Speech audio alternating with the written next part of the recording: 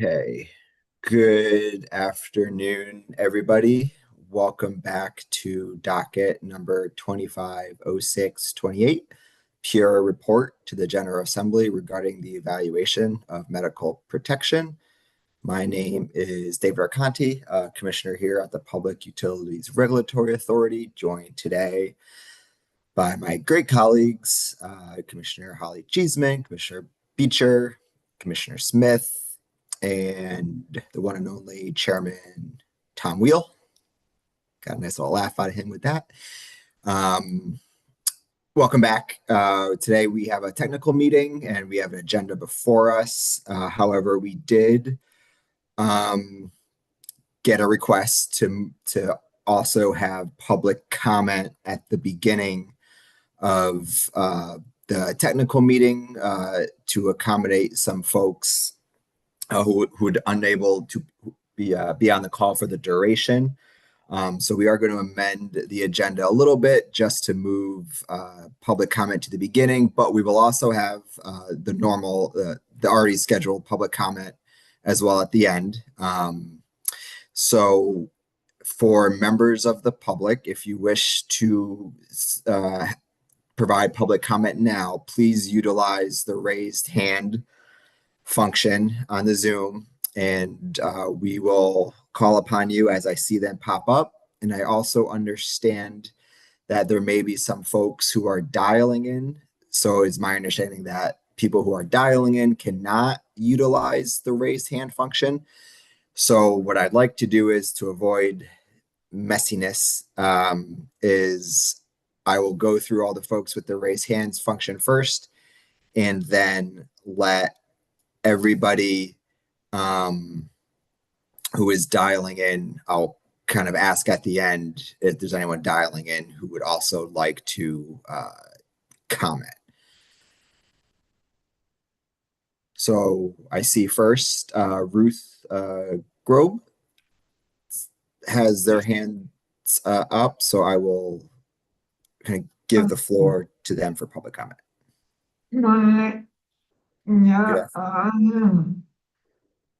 My name is Chuck Hutchings.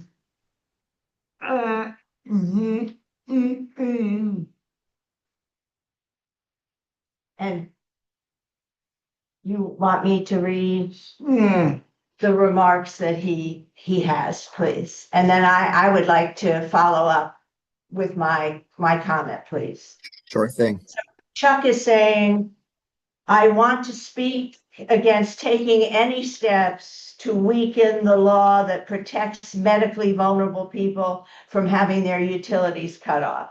Now, having coped with cerebral palsy all my life, I have developed many health issues as I get older, including lupus and kidney problems.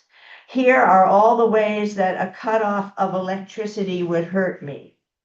I use an electric overhead lift to transfer from my wheelchair to the hospital bed that I use in my apartment. Once in bed, I need to move the head up and down frequently in order to prevent bed sores and extreme pain in my buttocks. When I go to sleep, I need to adjust the bed so that the feeding tube to my stomach does not get blocked. I cannot lie completely flat for long because if I do, food starts to come up into my mouth. And finally, I need to recharge my electric wheelchair, without which I cannot get around to medical appointments or anywhere else. I am not speaking for myself alone.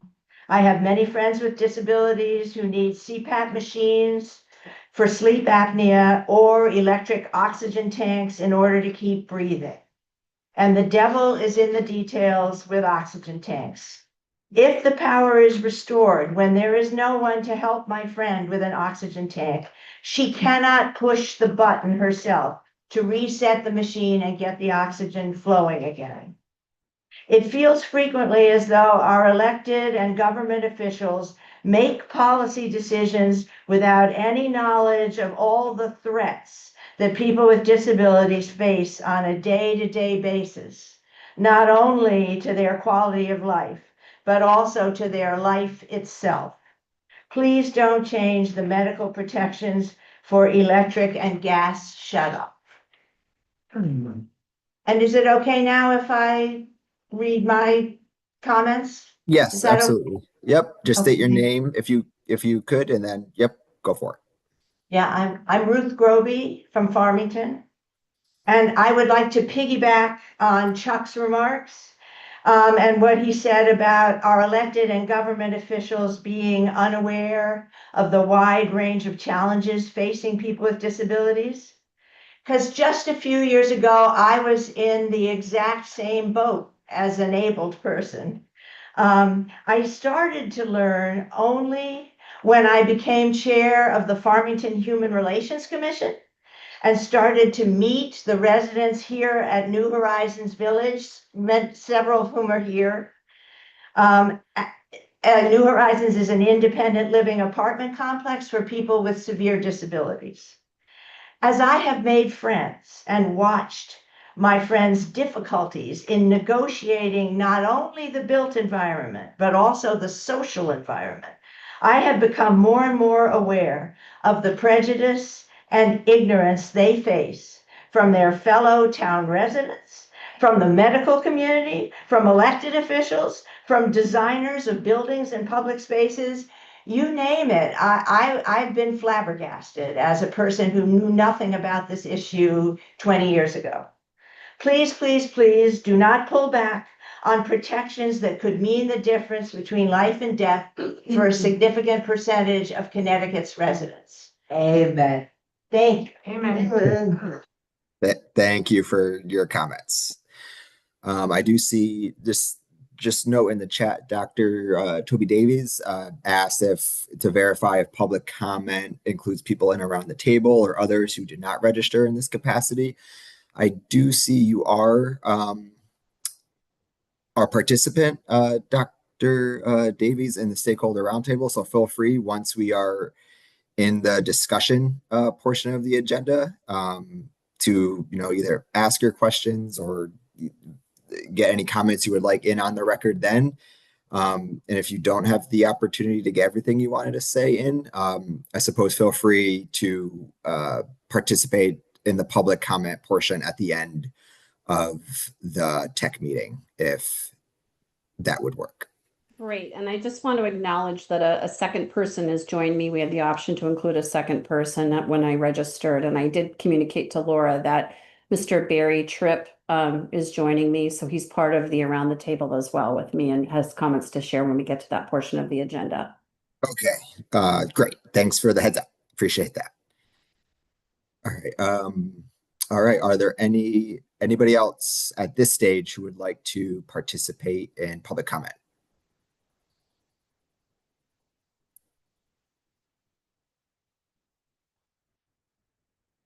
Okay, I'm not seeing any.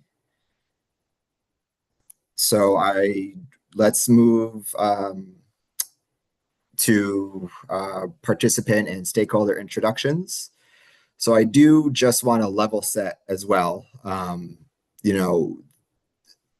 This docket, we are undergoing this docket because we have to. It was a legislative directive by the legislature. The authority cannot change the law itself. So what this docket will result in is a report out to the legislature, and ultimately it will be the lawmaker's discretion whether or not to make any changes to medical protections, because that has to be done via statute. I just want to level set that for the stakeholders and participants. So with that, can we move into introductions? And if we don't mind, does everyone just mind going just in order for introductions, just based on the agenda? So Office of Consumer Counsel, you'd be up first. Hi. Yeah. Good afternoon, everyone. Can you hear me? Oh. Yes. Yep, great. Good to see you all. Claire Coleman, Consumer Counsel, here today with Kim White. Thank you very much for taking the time to have this discussion. Unfortunately, I missed the prior technical session due to a conflict, and I think there was some audio dysfunction. So I tried to catch up on what conversation has happened so far, but unfortunately it wasn't captured on YouTube. So really here to listen today, hear different viewpoints and contribute as much as possible. But we appreciate the complexity of all of these issues and everybody coming together to share thoughts. Thank you, Consumer Counsel Coleman, PIRA's Office of Education Outreach and Enforcement. Hi, good afternoon, Vice Chair Arconti. Tom Lopez on behalf of the Office of Education Outreach and Enforcement, and I'm joined here by Attorney Brittany Wyman, Attorney Alex Sahi, I believe, and Nicole Grant is on the call as well. We're very happy to be engaged in this stakeholder meeting. Thank you. Thank you. And glad to see you back, and glad you made it back safely. Pretty happy to be back. Thank you. The United Illuminating Company, CNG, and SCG. Yeah, so thank you, Vice Commissioner Arconti and all others participating today. Nick Daniels on behalf of UI, SCG, and CNG. I am the Director of Billing and Revenue Recovery for the companies. Thank you. Connecticut Light and Power and Gas Services, Eversource. Yep. Good afternoon. I'm Jess Kane, Vice President of Customer Operations and Assistance Programs for Eversource across our 3 states. And I'm joined by Teresa Washington, our Manager of Assistance Programs, Katie O'Hare, our legal right-hand woman, and Ernesto, who is our Manager of Collections Analytics. Thank you. Thank you. Operation Fuel. Or Generation Power Now. I'm sorry. No, no worries. Thank you, Vice Chairman Arconti. I'm still getting used to that myself. Mike Raj for Generation Power CT. Gannon Long will not join us today, but I know some of my colleagues are on the call listening today. Good afternoon, everyone. Thank you so much for this. Thank you. Center for Children's Advocacy. Good afternoon, everyone. I'm Bonnie Roswig. I'm an attorney with the Center for Children's Advocacy, the Medical Legal Partnership. So we appreciate everyone being here today.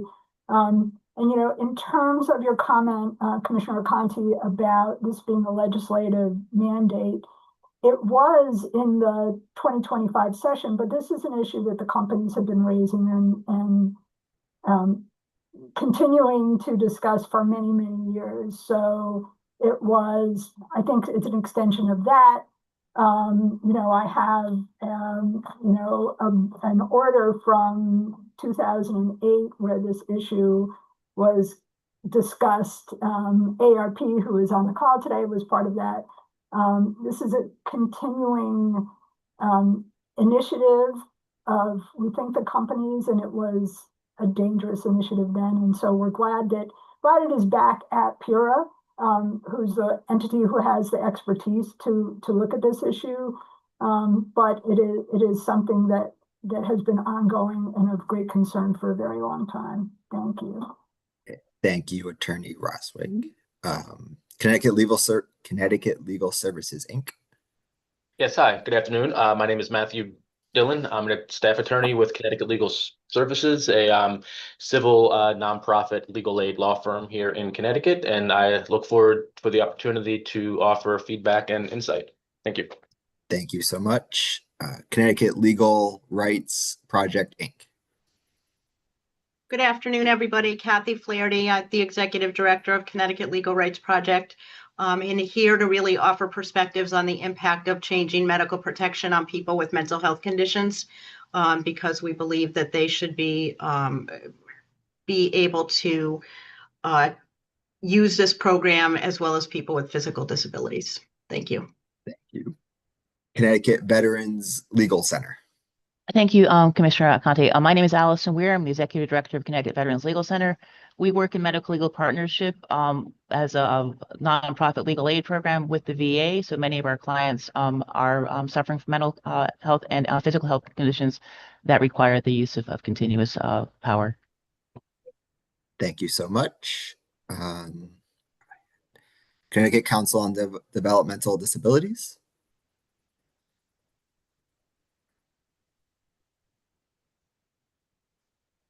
Okay, I believe he actually had to step out for an emergency, so he may join us later. thanks for that. Connecticut State Independent Living Council.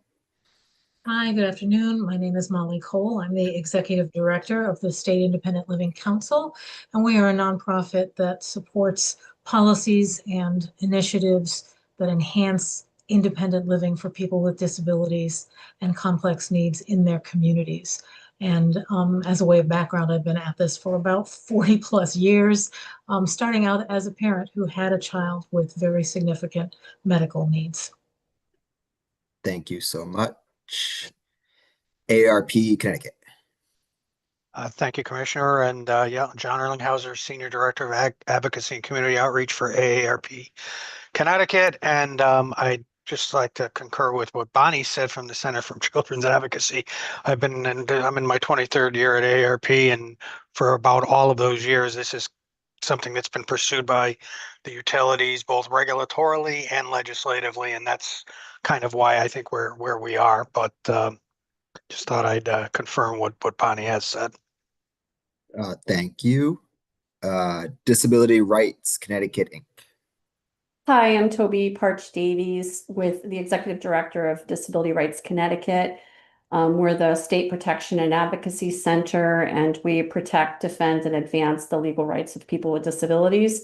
I'm joined by Barry Tripp, who's joining us by phone, and I just want to give him a chance to introduce himself as well as a stakeholder.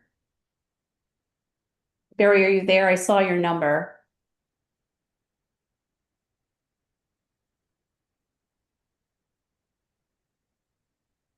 The 0500 number. Is he still on?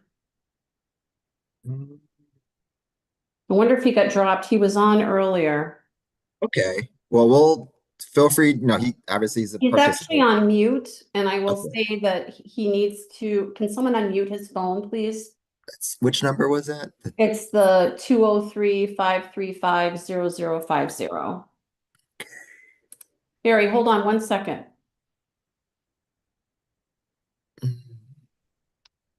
The administrator, there you go. He's good. Hello, can you hear me? Yes, sir. Hi, my name is Barry Tripp, and I live in New Haven, Connecticut, in my own home, and I have a track system that needs to be run by electricity. Practically everything I own needs to be run by electricity in order to help my staff who help me get around.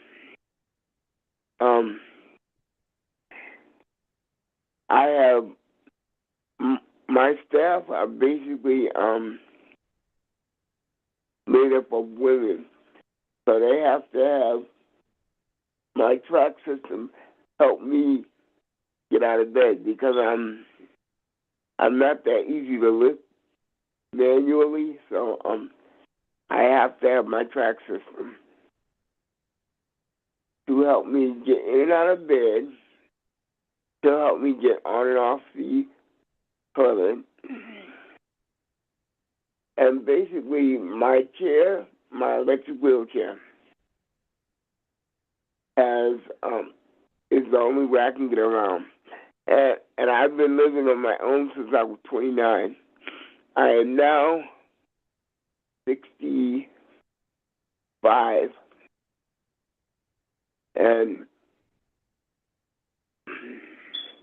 And without these things that I need, I don't think that I would be living on my own.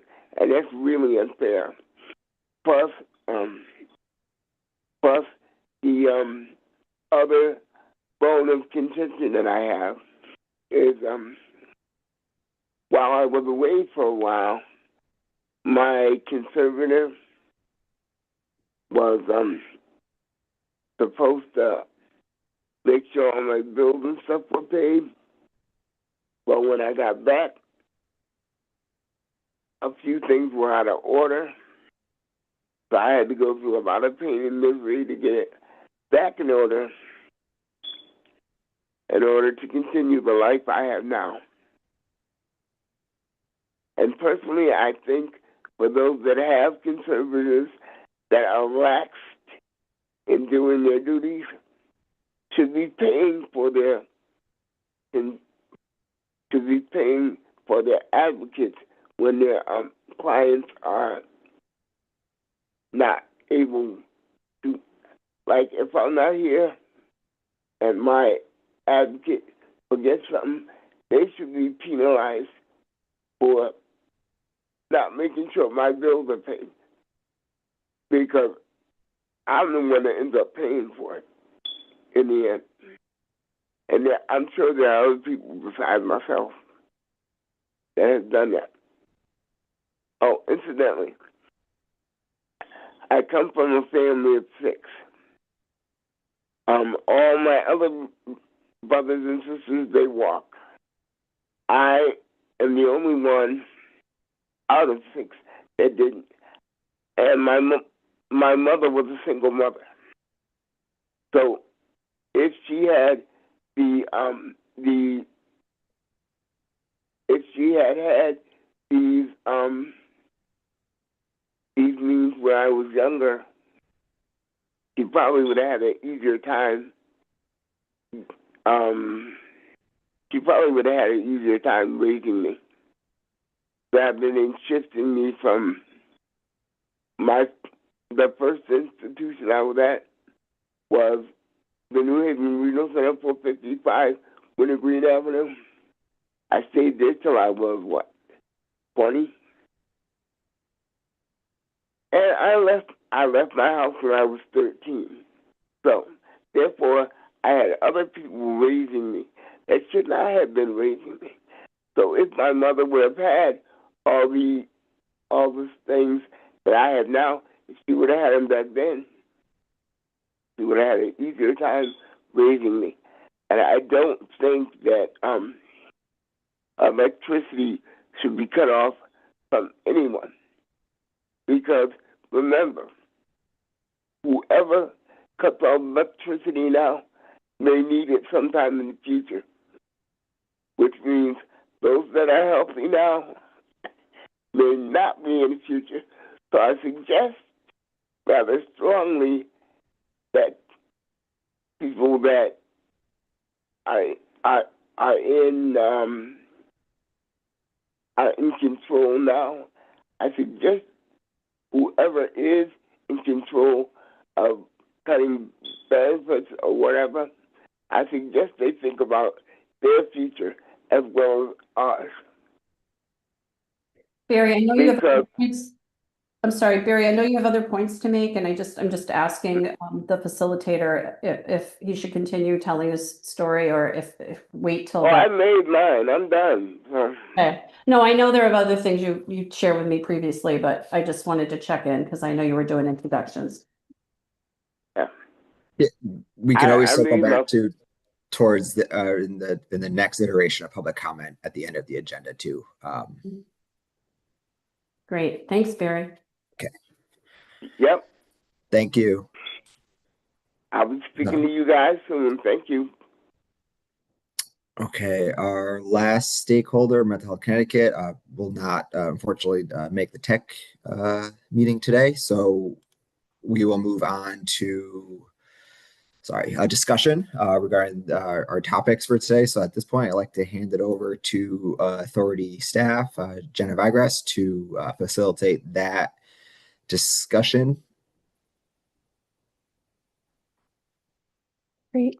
Apologies. Thank you so much, Vice Chairman Arconti, and thank you so much to everyone who is joining us today and has already given public comment. We really appreciate you all taking the time and kind of overcoming various barriers to participate. So we appreciate that. So first, Robin, is it possible to put up the slides for today?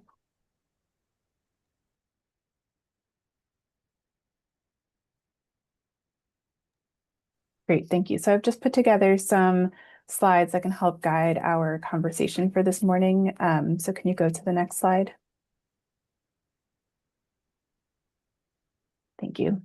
So to recap a little bit of what Vice Chairman Arconti stated, again, Public Act 25-173 requires PURA to conduct a study regarding the statutory winter protection period, as well as policies regarding medical shutoff protections for electric and gas customers. And specifically, we're tasked with evaluating the current medical shutoff protection policies, as well as possible modifications to these policies, and also the impact to medical protection customers and all other ratepayers. So can we go to the next slide, please? And we also, in the effort to level set, we wanted to clarify that the focus of this proceeding and conversation is to look at the medical shutoff protections that currently exist, which are for any residential customers who are seriously ill or have a life-threatening situation, or if there is an eligible child of 24 months or less in the home. We are not discussing in this proceeding any of the protections that exist for financial hardship customers, which are those residential customers whose household income is below 60% of the state median income. So for example, eligible customers are those that receive Medicaid, the state supplemental income, SEEP, SNAP benefits, etc. And so the existing benefits and protections that financial hardship customers can receive are the matching payment program, which is an arrearage forgiveness program, the electric low-income discount rate, as well as the statutory winter shutoff moratorium, which provides protection between November and May of each year. And so those protections are not being discussed in this proceeding. And so this is specifically just for the shutoff protections that are specific to medical conditions. All right, so now we can go to the next slide.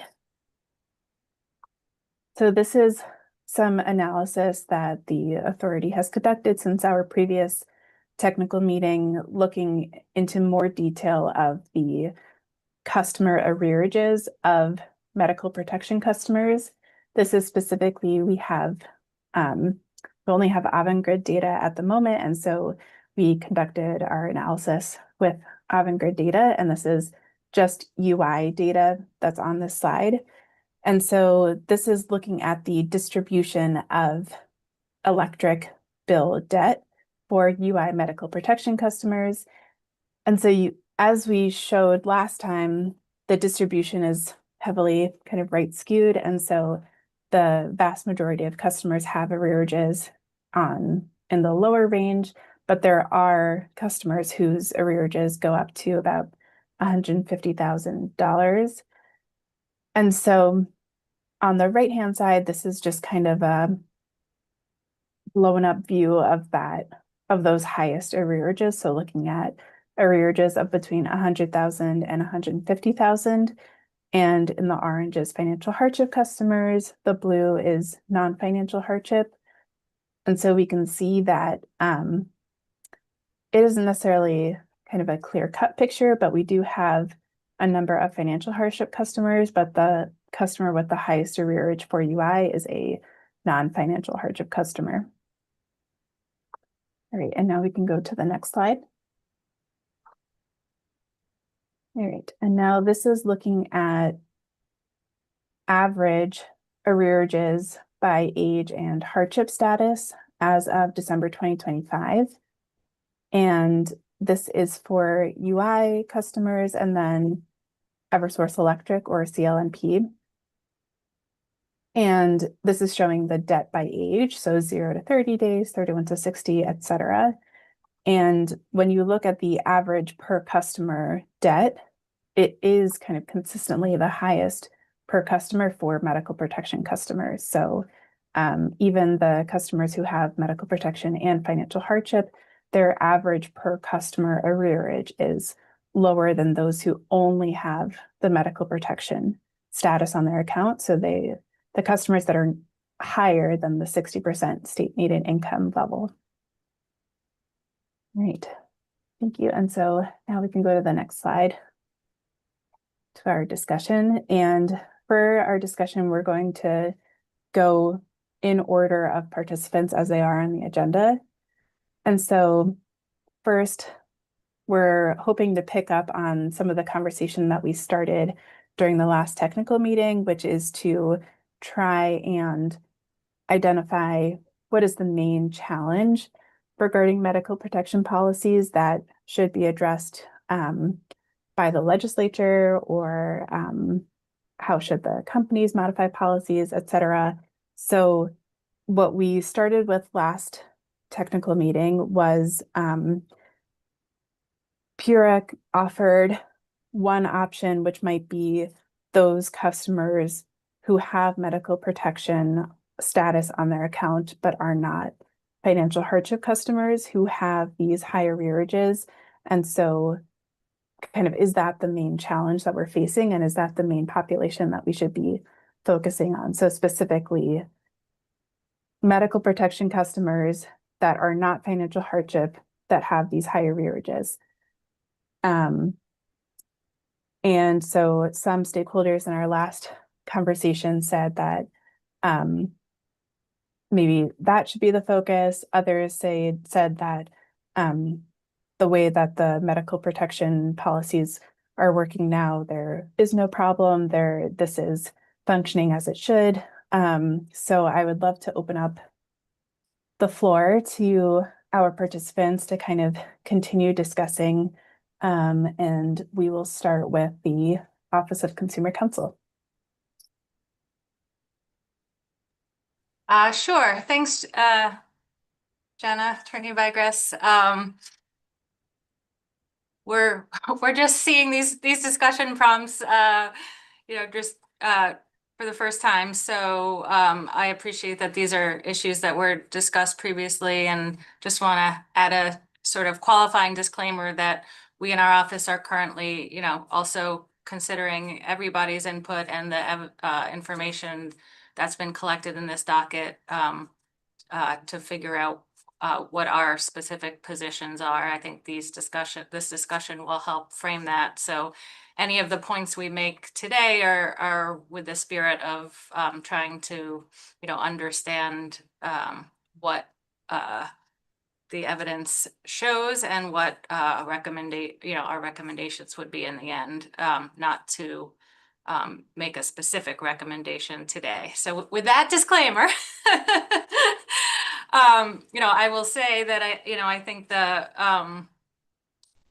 the challenges that we have heard about in many contexts is that because the medical and I do want to say from the outset that our office, I personally share all of the concerns I heard earlier about ensuring that we're not placing any medical hardship customers at risk. I think we all share that goal, I would hope, on this call. So I think we need to start with that premise that any policy changes, should be made in a manner that does not, place the health and safety of customers at risk. I think that being said, we were presented with several models in the, I reviewed the slides from the prior technical session where the health and safety of customers seems to be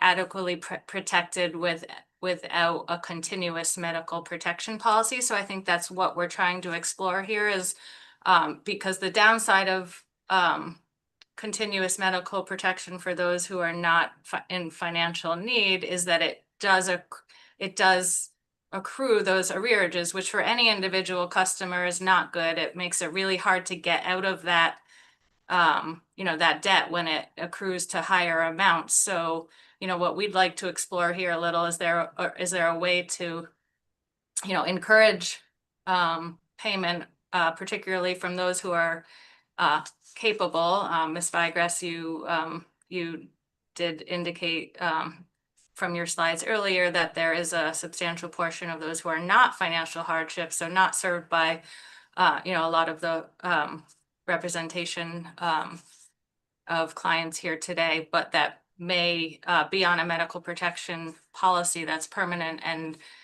not paying.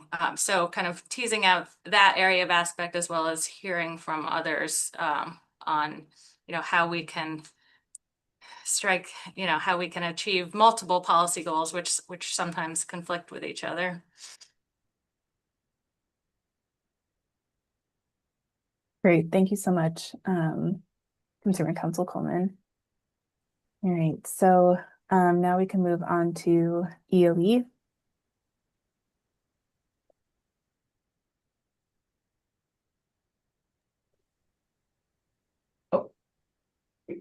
Good afternoon, everyone. Can you hear me? Yes. So I agree with what Consumer Counsel Coleman mentioned, right? I think, and going back to some of your slides before, right? And I think that's maybe the key point, right? I think we all agree that no one wants to impact severely ill patients who don't have an ability to pay or pay fully. And I think that's, right. I think we all generally agree with that point. But to your point earlier, I think the largest arrearage was at the UI territory was over $150,000, and it's someone who apparently does not qualify for financial hardship. So someone who makes over the 60% of state median income and hasn't contributed anything towards a bill likely. So I think that's something that warrants discussion and trying to figure out how do we reduce these types of outliers, right? Not to say that balances should be zero, but some type of contribution towards towards that arrearage that doesn't get then passed on to all other ratepayers. And so I certainly understand it's striking the right balance, and that can be difficult, but I think that is where I think many of us are in alignment. That's all I have for now. Thank you. Great, thank you so much. All right, so now we are moving to the Avangrid companies. Yeah, good afternoon, everyone. I think we agree so far with the sentiments from OCC and NEOE, and while the company supports the health and safety of all of our customers, we also have an interest in making sure that the broader customer base doesn't assume the financial burden incurred by customers that might have the financial means to pay for the energy that they use. And that's where we're looking to make some changes, and appreciate the public comment from the folks earlier today. Personally, myself have family members who have life-threatening conditions that need the use of power. But I think what we're looking at is a smaller subset of our customer base who have not made payments to us and are incurring large balances, and again may have the ability to pay. And I use the word may because we don't have necessarily a means test for to determine that. And I think Eversource has talked about that before, and we support that as well. How do we determine a customer's ability to actually pay for the electricity or the gas that they use? And that's really the question here. And making sure that we're not putting unfair burden onto all of our customers to incur and spread out those costs. So really interested in having those discussions. How do we we reach that point. And like we've said in the previous technical session, what we're talking about here, at least for the UI company, is that we have, I think it was about 1,800 customers that have incurred $10 million in arrearages. So without substantiating a financial hardship, and for us, that's the issue that we're attempting to solve, or at least to discuss in this forum. Great, thank you so much. All right, and now we can move to the Eversource companies. Great. Thank you for the opportunity to share. I think we agree with with the Office of Consumers Counselor Claire Coleman and Pura's EOE Tom Lopez and our partners at Avangrid. It's helping to address the areas of Connecticut that are making it an outlier from arrears perspective that gets passed through to all customers, because we are hearing from customers that their bills are too high, and I think we need to chip at that one piece at a time. But those who couldn't make the last session, I think the few kind of nuggets from that, although the PowerPoint I know is out there, but at Eversource, there's $61 million owed by 3,000 customers who have whose doctor has indicated they have a life-threatening position, and we read some comments on how that can be very uncomfortable for the doctors, and we understand that. But and these are ones without a financial hardship, and so I think this docket was open because the regulation is not in compliance with the statute. I think we can cite to Pura EOE's brief in August of 2023 that said, let's get the regulation in line with the statute. But the statute requires some proof that there's a lack of financial resources to pay. So some sort of a means test, so that I think where everyone would agree, if someone requires electricity for life support, that is something that we would like to protect. But at the same time, having free power forever in Connecticut for customers who don't have that is where we are currently. And so finding some place between those two spots that can protect customers who need it. And I think we've put on record too that we currently capture, does the customer require equipment for their life-threatening condition? That information could be used in a different way. Currently, it's used primarily during, preparation in advance of a major outage event. But currently, life-threatening condition is not tied with, do you need equipment? And so I think there's some opportunities there. But thank you for the opportunity to share that perspective. Thank you. Great, thank you, Ms. Kane. And I apologize if it's okay if I ask a follow-up question. I'm just wondering if it is your or Eversource's position that the medical protection policies be modified so that either kind of only financial hardship customers or non-financial hardship customers with life-supporting equipment receive medical protection. So kind of life support regardless of financial hardship status. We do believe there should be some sort of a means test. And like we said in the last session, what that means test is, doesn't have to be a one size fits all. Like currently the financial hardship means less than or equal to 60% of state median income. Whatever the means test is, it might be different. I think, Center for Children's Advocacy has pointed out like medical expenses or some other things that contribute to a bubble, sometimes a bubble in time that doesn't warrant itself to the broader financial hardship description. So it should be some sort of a means test.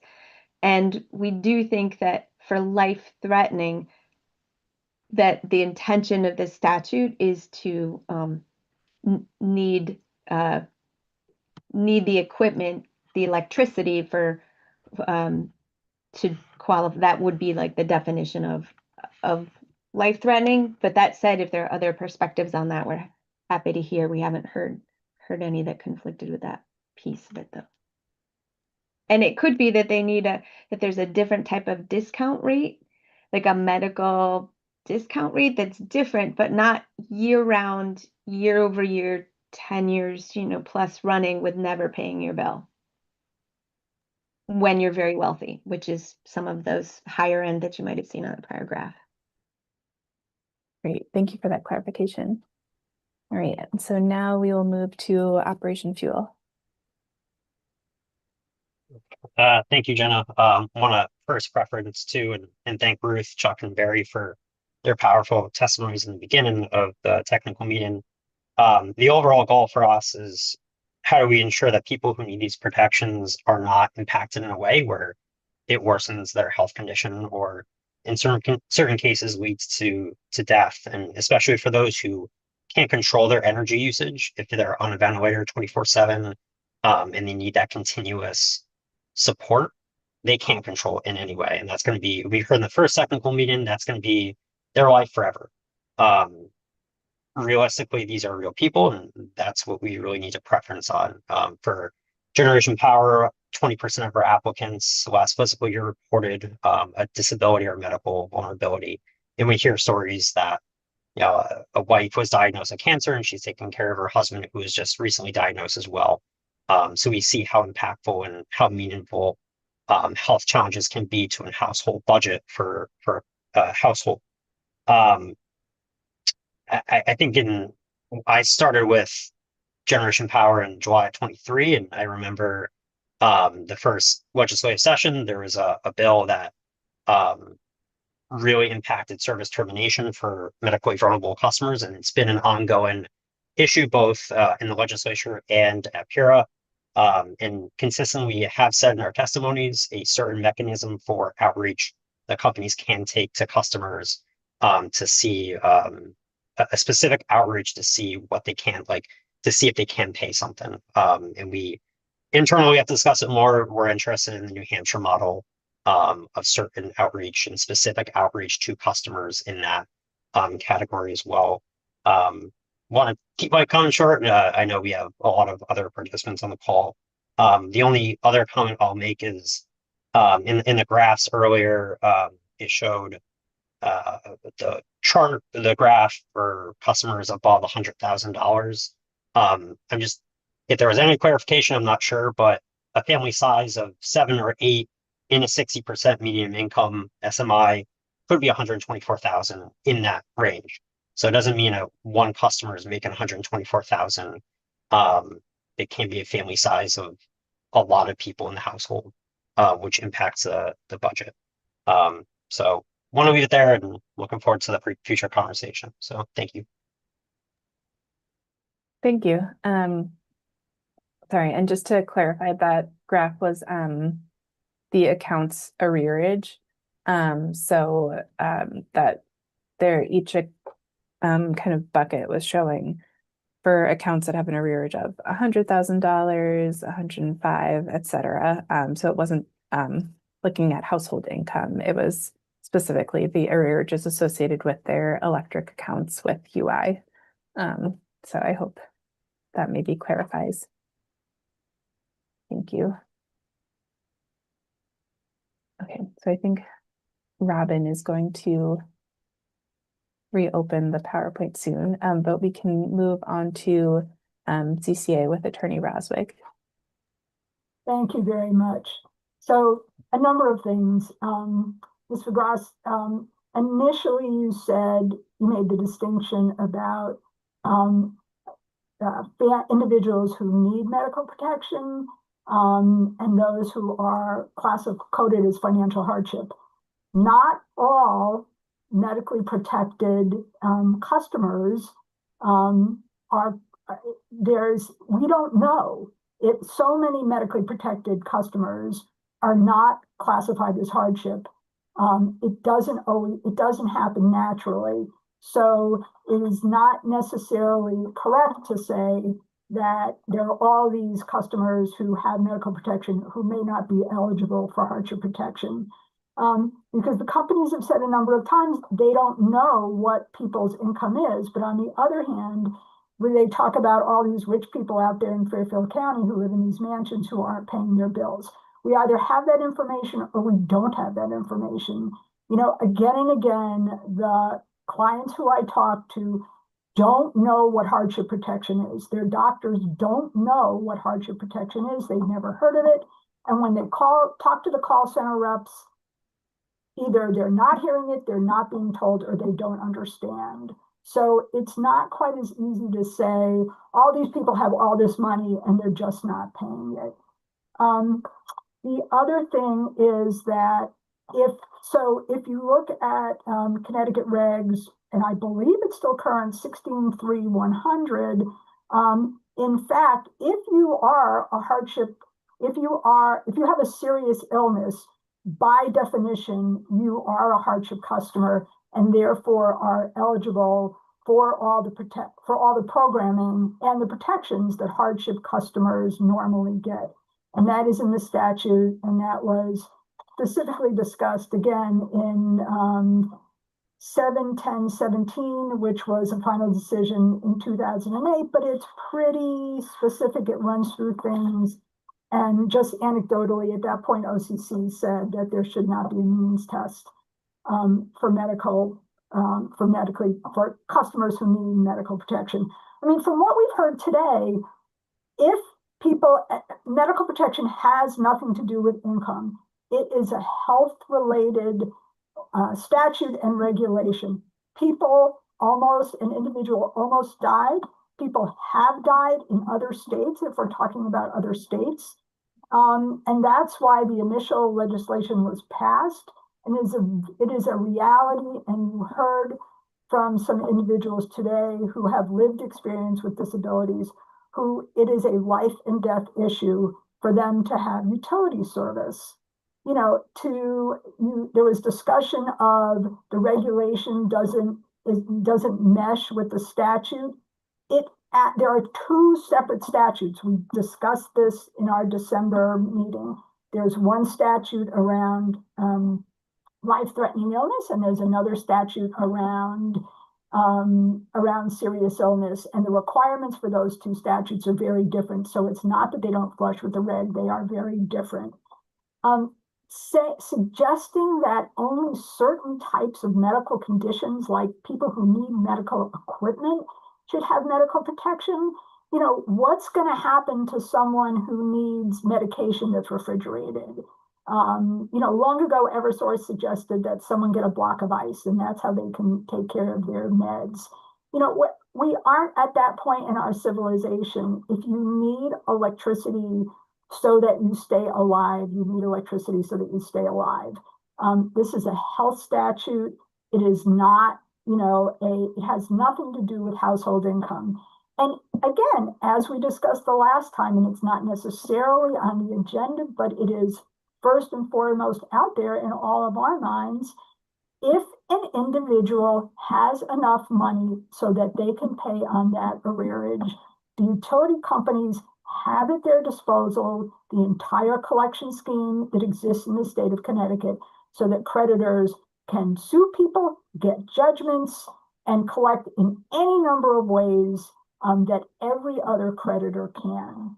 And finally, these decisions as to whether or not an individual needs medical protected utilities to survive has to be the decision of their doctor. With all due respect to everyone around the table, it should not be in our decision. We don't know that person's individual situation. We cannot make this life and death decisions. So thank you. Thank you so much, Attorney Roswig. All right. Now we can move to Connecticut Legal Services. Hello, thank you for the opportunity again. I understand that the need here today and part of this docket is to reduce these outliers, and that's the goal. But how do you accomplish that without increasing barriers and hurdles for our most neediest residents here?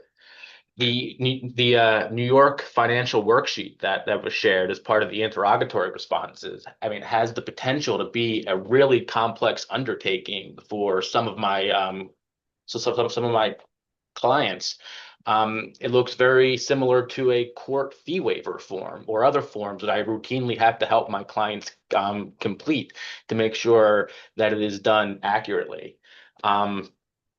There's been past discussions about data sharing between DSS and the utility providers, but even that has its limits these days, especially in light of ongoing changes at the federal level to the safety net programs.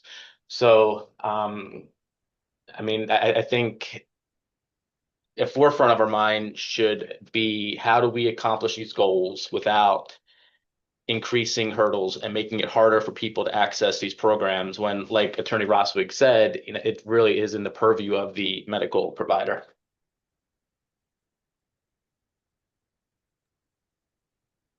Thanks so much for that comment, Attorney Dillon. And then next we can move to Connecticut Legal Rights Project.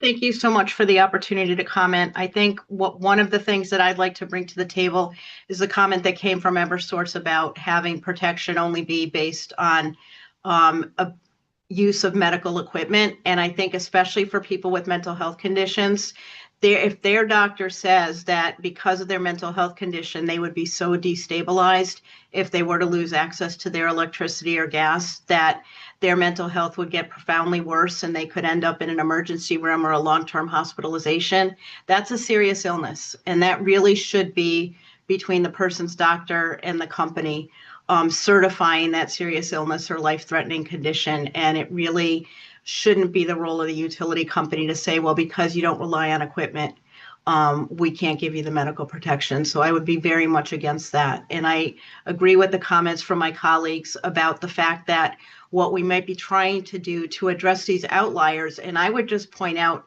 looking at that chart of the arrearages, it seems like it's literally one individual in each of those highest categories.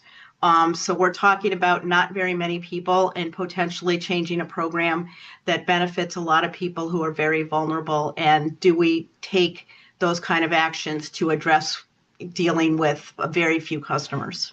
Thank you. I appreciate that. Thank you. And then we will move to Connecticut Veterans Legal Center. Thank you, Jenna. I just wanted to again amplify the comments of my colleagues, attorneys Roswick, Dillon, and Flaherty, and also note that our mission at Connecticut Veterans Legal Center is to remove legal barriers. Our clients have a lot of barriers, not only not only physical health but also mental health. Many are conserved, and as was noted by the commenter early in the beginning, folks who are under conservation have even less control over their ability to make sure their bills are paid. This, I think, adding more barriers to remarkably vulnerable people doesn't make a lot of sense to save $1 per ratepayer. Thank you for the opportunity to comment. I appreciate that. Thank you. And now we'll move into Molly Cole at the Connecticut State Independent Living Council. Would you like to share? You. Sure. So just to echo what other people have said, this isn't about being wealthy. It's really about caring for yourself or a family member when you have extreme costs to carry and the extreme challenge of just managing everything in your home. This really isn't about a payment method. It's about just managing and getting by. I can't tell you what our life would be like if we were afraid when my daughter was alive that we were going to lose our heat, or we were going to lose our electricity, or we were going to lose our refrigerator because she required refrigerated medicine, let alone the other equipment she needed. I had nursing care in the house all day. I can't imagine what our life would be like if we were operating under that threat. And as Bonnie so aptly said, you have all the tools in the toolbox to collect on bills if that's what you choose to do. But please please don't put this burden on people who are managing to do everything they can, just sometimes to stay alive. It's a terrifying situation, and you can't imagine it unless you've lived it. But please don't put people in that position. Thank you. Thank you. And now with AARP Connecticut, would you like to share? Yeah, I'll just speak briefly, and I particularly want to echo the comments, particularly from Attorney Roswig. Um, and let me first address the issue.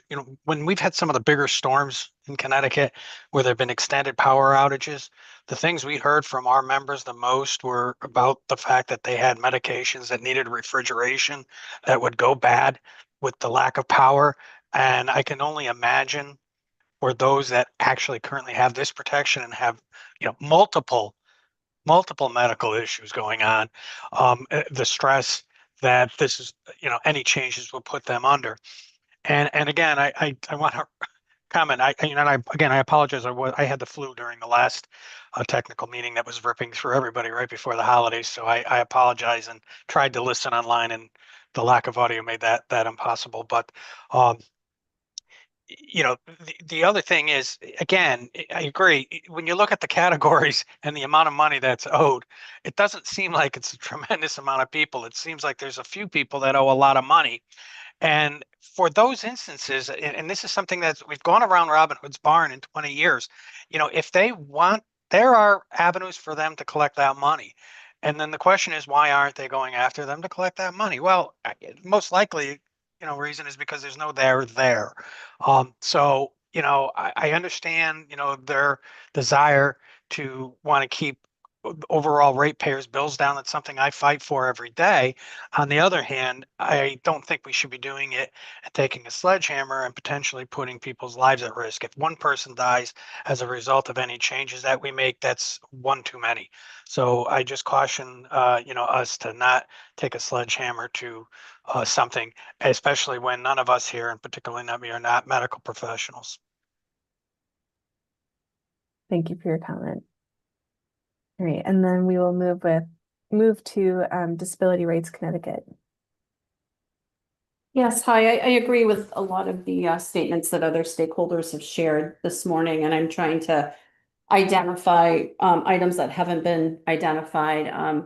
So as Bonnie said, this does pertain to a health statute, but I have heard a lot of emphasis put on means test and means testing, and I'm not sure how well the commission knows the population of people with disabilities. There have been data limitations identified previously, but people with disabilities often qualify for services based on income and medical definitions of eligibility. And those public safety net programs often have asset limits, such as Medicaid, both to cover health insurance as well as to pay for long-term supports. And those asset limits, it is difficult for people to accumulate oftentimes the income that would meet that asset limit. Other times it's not, because they have higher income thresholds and ability to work. But for those that do have asset limits, they have not had the time or the resources to accumulate to pay arrears based on the median average that you shared. The other issue is that, I want to bring out caregivers. Actually, let me just back up. People with disabilities just having a higher out-of-pocket cost of living in general, the cost of transportation, the cost of unpaid or paid caregiving that families have to pay out of pocket, that may not even be considered in any kind of means testing. So what I mean by that is, if people don't qualify for long-term supports or a waiver program, families may be paying, even if they can't afford it, they may be paying many hours a week to have the needs covered, at least partially, whether they're children that are still minors, or if they're adults with autism or some other disability, that for safety purposes they're covering out of pocket, because the state simply does not allow that that eligibility criteria to be met, because their family doesn't meet the eligibility criteria, while it might apply in other states. The other issue is around just chronic illness. These are disabilities, as other people said before, that don't go away, or could be, flare up. So it's not like it may be a constant disability or a very unpredictable, and I would just emphasize what Kathy said from CLRP. And then others who lack healthcare coverage. So maybe they're paying more out of pocket for medications and other things they need. All these things may impact. So on the record or on the books and an income statement or household needs survey, could appear as though they can pay, but we don't know what these other out-of-pocket expenses are that they're covering, that those equations don't account for when it comes to the cost of a disability.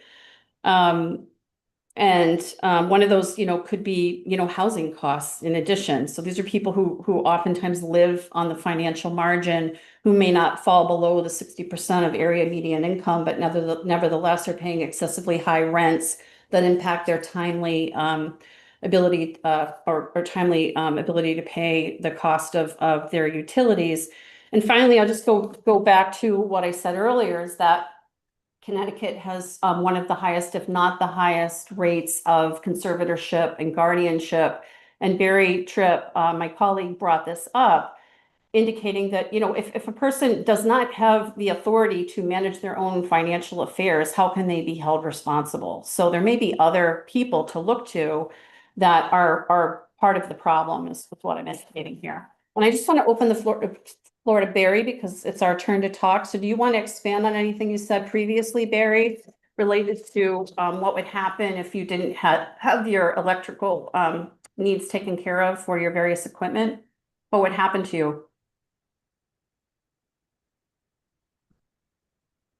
And he may be on mute again, so if you could just look for that, I would appreciate it.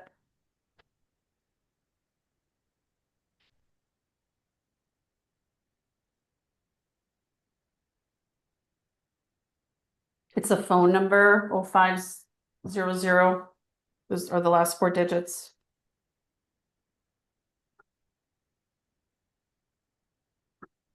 Because you're screen sharing, I can't scroll to see his phone number.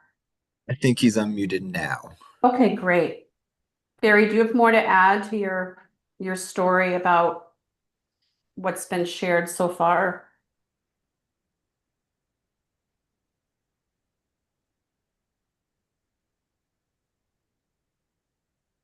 Barry?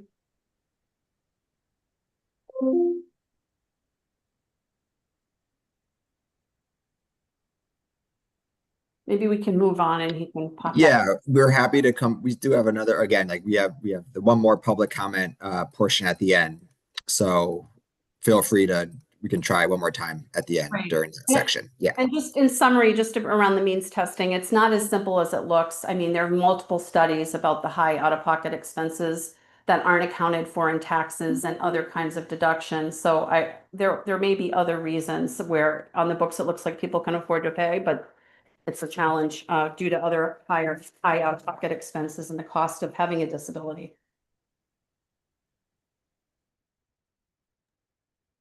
Thank you so much for your comments. All right.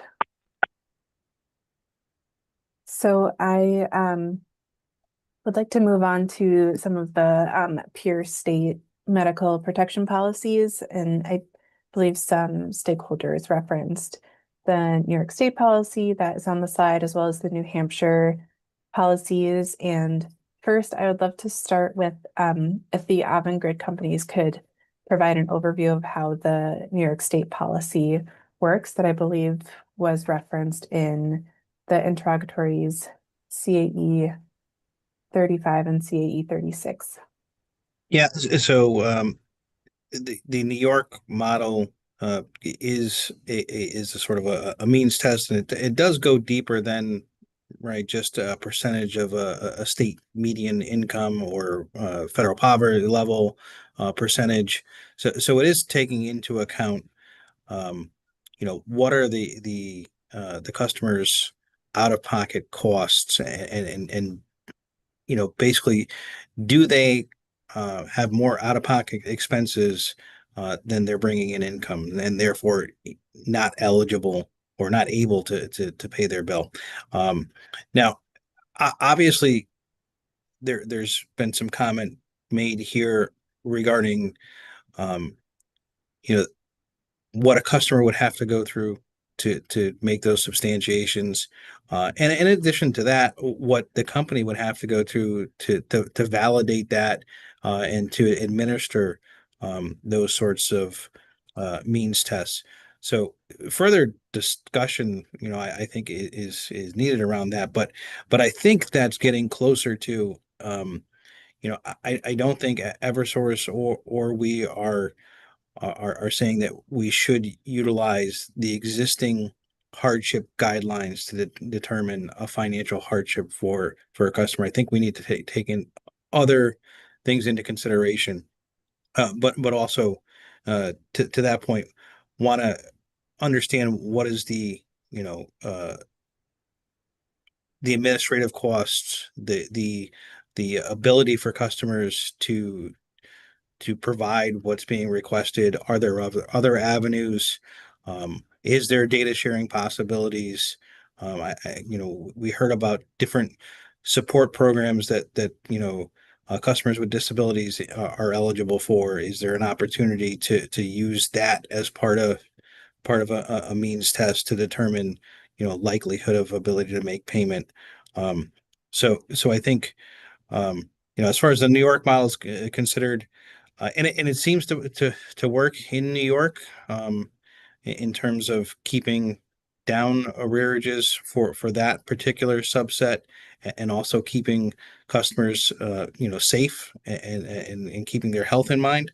But I think we'd want to have further discussion around how we would actually implement that in the state of Connecticut, understanding the needs of both the customers and administrative costs on the company.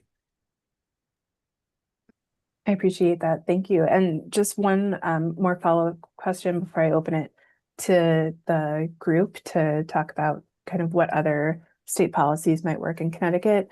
Could you speak a little bit about how Avangrid in New York currently administers this kind of like means test? Do you have internal staff that are responsible for reviewing materials and making the determinations? Yeah, so this is being reviewed by internal staff in New York. Yes, they have a larger team of customer service or customer advocates that review these sorts of things, and they're following up on these routinely.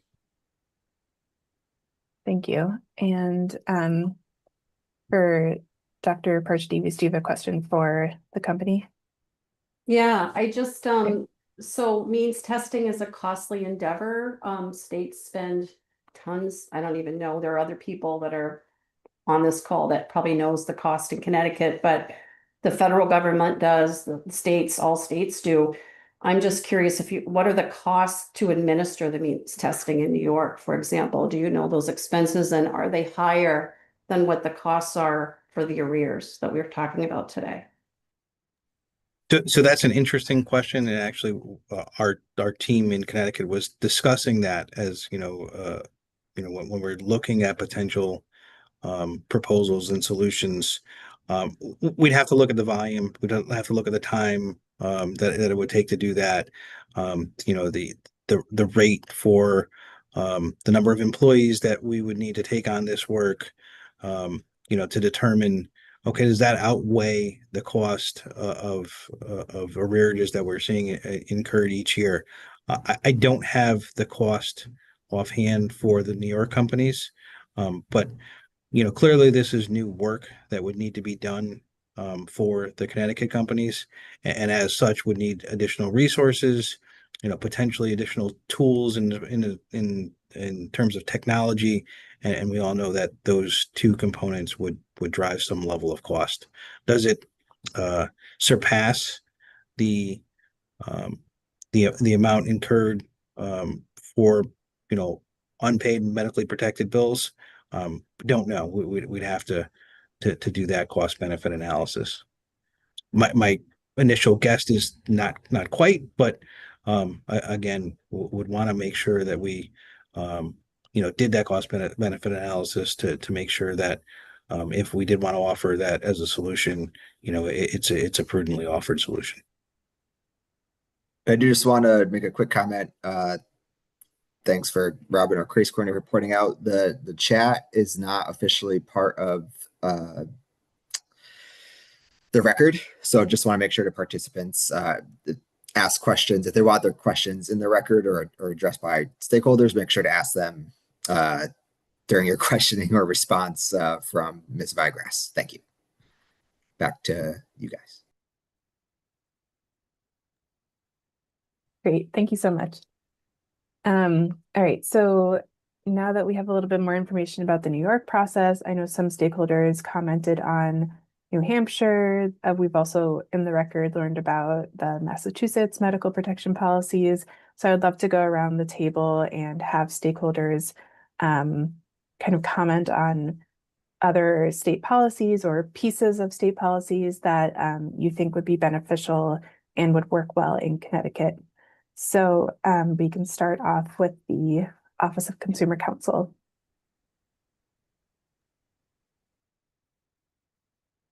Sure. We're still in the process of reviewing each of the state policies. It does seem like there is some combination of either a means test or a shorter duration in the various policies that have been reviewed in this docket. I think the challenge for us in Connecticut, though, is, those policies in those other states have existed for a long time, and I share the concern about any transition. So we just want to think through that carefully and make sure that customers are adequately protected. I believe Mike Taraj mentioned New Hampshire's notice requirements. I think digging back to my thoughts, review of that a while back, I think that having an additional notice requirements would be important if we were to make any changes. And I also recall that New Hampshire did have a role for their legal services organizations to review and challenge any disconnection order prior to taking place, which obviously, I'm not volunteering everyone on the call here, but that could be an important protection. And of course, I do recognize there are staffing limitations currently at Pura and EOE to handle those, but I would, I do think any changes in terms of a transition where we're not in the current framework, will require more resources. Obviously my preference is always for those resources to come from the state as opposed to ratepayers. So I think we have to think about what asks would need to accompany any transition in policies to ensure that we as a state have sufficient resources to handle additional notice and review and protections. So just a couple of thoughts off the top of my head. Great, thank you. I appreciate that. And now we can move to Pura's Office of Education Outreach and Enforcement. If you have anything you'd like to share on the topic. Yeah, thank you, Jenna. I appreciate the chance. We've reviewed it. It's hard to say if any other state has a perfect fit for what we have. Ultimately, we maybe it became clear. I mean, EOE certainly has some concerns with New Hampshire's model, and I think particularly with resourcing and who the burden would be, right? Decisional staff, EOE, could be either, could be any other, could be another state agency. I have certain concerns with that. And then ultimately, I think you know, with the amount of resources it would take to potentially review packages, right? We have more ratepayers in the state of Connecticut than New Hampshire. That's one. And you know, ultimately we had discovery responses from Eversource, but right, Eversource isn't the only regulated company in New Hampshire. So, you know, I've had the opportunity to speak with New Hampshire on some of these, you know, separately too. You know, they obviously have staff dedicated directly to reviewing these packages, and ultimately, and I think this is, you know, something that needs to be considered, right? It's similar to when EOE reviews potentially a customer complaint, and there is a review officer process, and then there would be potentially a hearing, right? So it doesn't sound like New Hampshire that happens all that often in New Hampshire, but you know, I think Connecticut is a very different state than New Hampshire. You know, geographically, population-wise, and culturally as well. So I think those are all things that we'd just have to take into consideration when reviewing, you know, other state policies. But that's really all I wanted to add at this point. Thank you. I appreciate that. Thank you. All right, so now we can move to the avant-garde companies. If you think that there's any policies that you have found in other states that you think could work well in Connecticut. Gonna take myself off mute there. You know, so I think there's a lot that we can learn from each of the states, and that's why we even looked at states outside of our territory, and I think, you know, Attorney Lopez said it well. I don't know that there is a single policy out there that works perfectly. But are there ones that work better than what we have in Connecticut currently? And can we leverage some of the best practices where we're still keeping in mind the health and safety of our customers, but also, you know, reducing the cost incurred to other customers by the policies that we have in place. Great, thank you. And then we can move on to Eversource.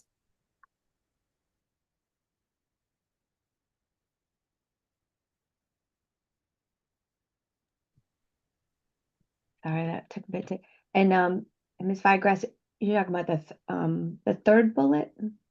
How do we best address issues within current medical, or are we on the I second? apologize. So we're more on the second bullet of medical protection policies in other states. Are there other policies or even like pieces of policies that you think would work well in Connecticut? Yeah. So I think it's a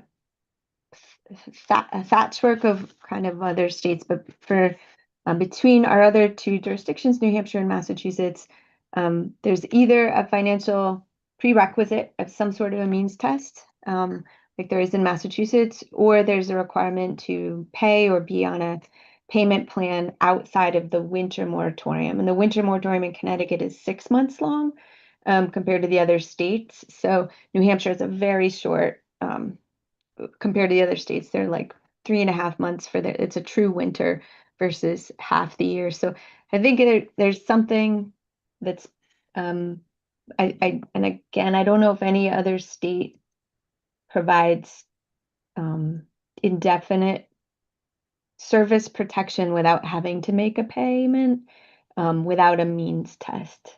So I know we provided that information in the, I don't know, track 2 or track 3 in one of the dockets, the sprints a few years ago, that we could provide, but I think that's it, trying to chip away at helping bring Connecticut out of that position. Great, thank you. And then we can move on to Generation Power Connecticut. Thanks, Jenna. Yeah, for us, I think digging into other states, we're doing that right now. We're researching I think that's going to require a little bit more time on our end and a possible written comment request in the future. For us, financial means tests, it very much the process of someone on their deathbeds going through administrative work to get that necessity really concerns us. And I think overall, any changes that are made to anything, whether shorten the winter moratorium or medical protections in any way, has to really be preference with direct communications to customers and letting them know that change has occurred.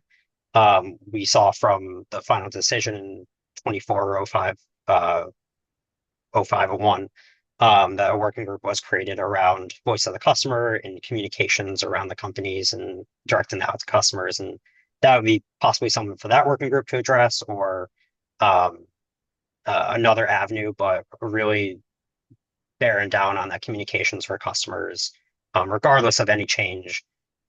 Yeah, going back to the New Hampshire model, I believe in one of the interrogatories from Eversource, 95% of New Hampshire customers who were reached out to made payments after that. That's something that is interesting. I think it warrants more digging into and more investigation. But I think we just need a little bit more time to really gather our thoughts on other states' models.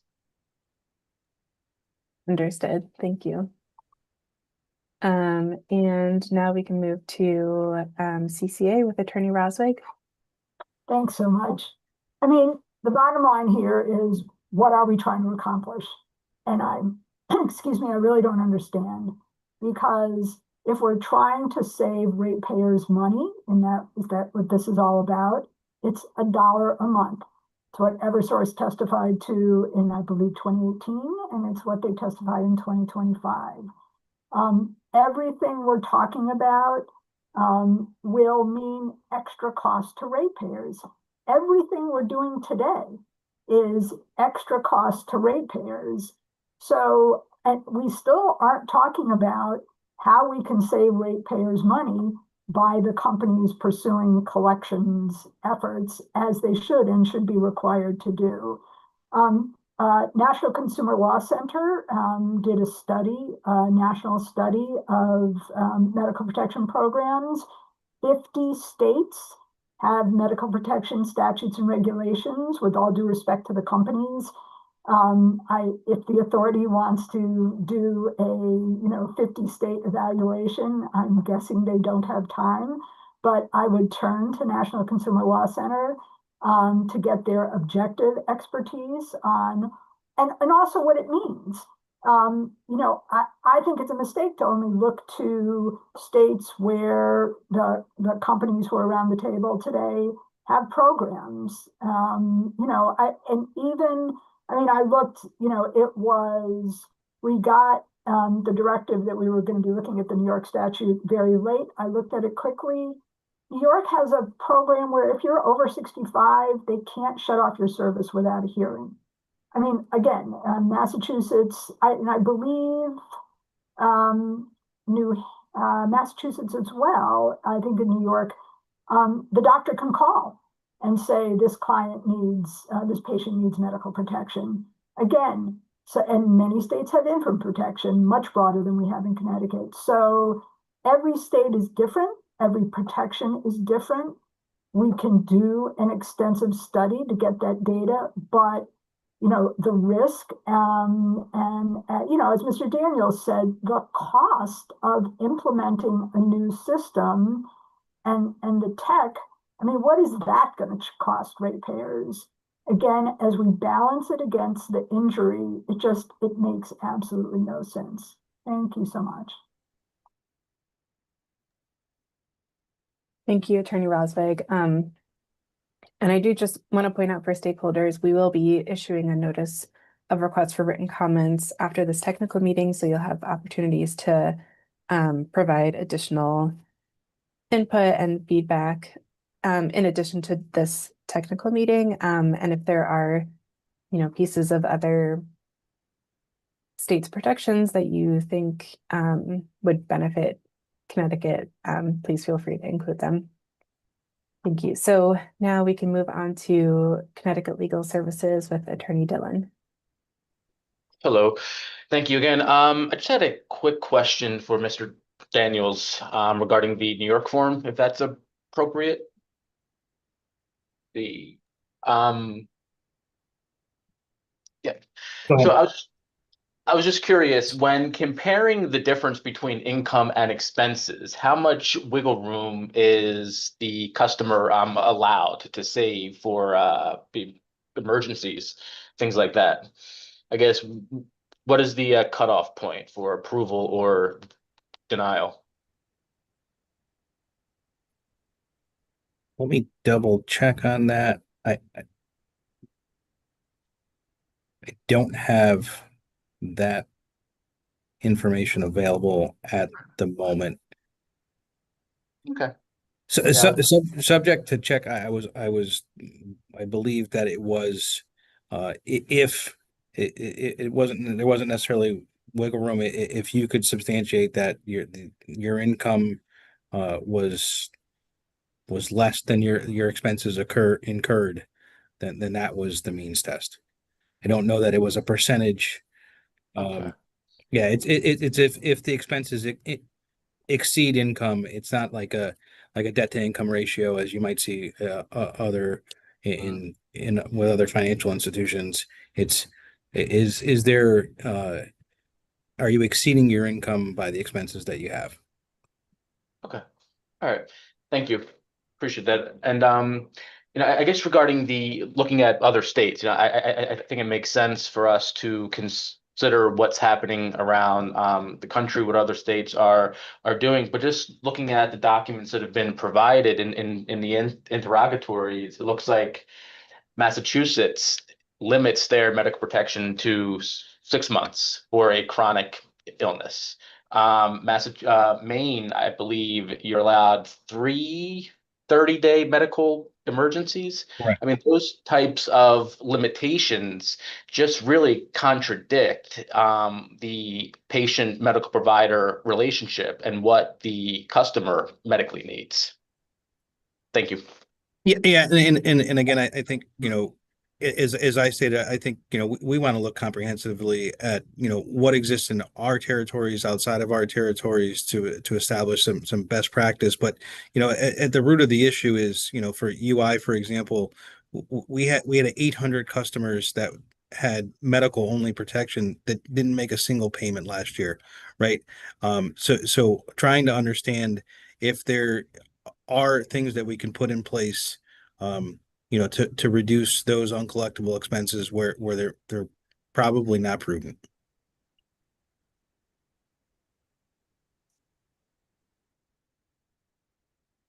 Great, thank you.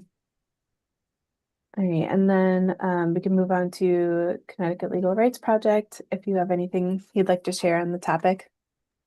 No, I think I would just echo the comments of my colleagues at Center for Children's Advocacy and Connecticut Legal Rights Project. And really, I do think when we're considering what we do in Connecticut, just because another state is doing it doesn't necessarily mean that it's going to be best for us. And I think overall, looking at what are we trying to accomplish and what is the impact on customers here, what can we do, and making sure that we preserve that medical hardship for the people who most desperately need it. I appreciate that. Thank you. And then we can move to Connecticut Veterans Legal Center. I'm also just going to pass on the oral comment at this point and make any comments in written regarding this question. Okay, great. Thank you.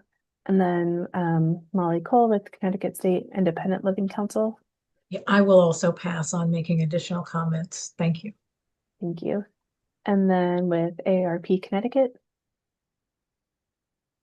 I'll just I'll just say I agree with, particularly again, the Center for Children's Advocacy and the cost of doing this to either taxpayers or ratepayers, versus the potential savings, which seems to be nominal at best. And again, something I say frequently, whether it's in a regulatory environment or a legislative environment, we don't necessarily have to lower all boats to the what some may say are the worst practices of other states versus, the best practices, many of which we've worked on over the years to ensure that people are protected. So, but further comment, I'll submit in writing. Understood. Thank you. All right, and then Dr. Parch Davies with Disability Rights Connecticut. Do you have Yeah, anything? thanks. I would just echo what Bonnie said from the Office of Child Advocate around, like you think of it as return on investment, but in this case, it's the return on injury. I mean, and what's the effect going to be on your brand if all of a sudden you impact people and people die from it? Have you thought about that? I'm not being snarky. I'm just being real about that. We know it costs a lot to do these means testing kinds of procedures. So I'll leave it at that and may submit more comments in writing as well. But I'll echo Bonnie's point about that. Understood. Thank you.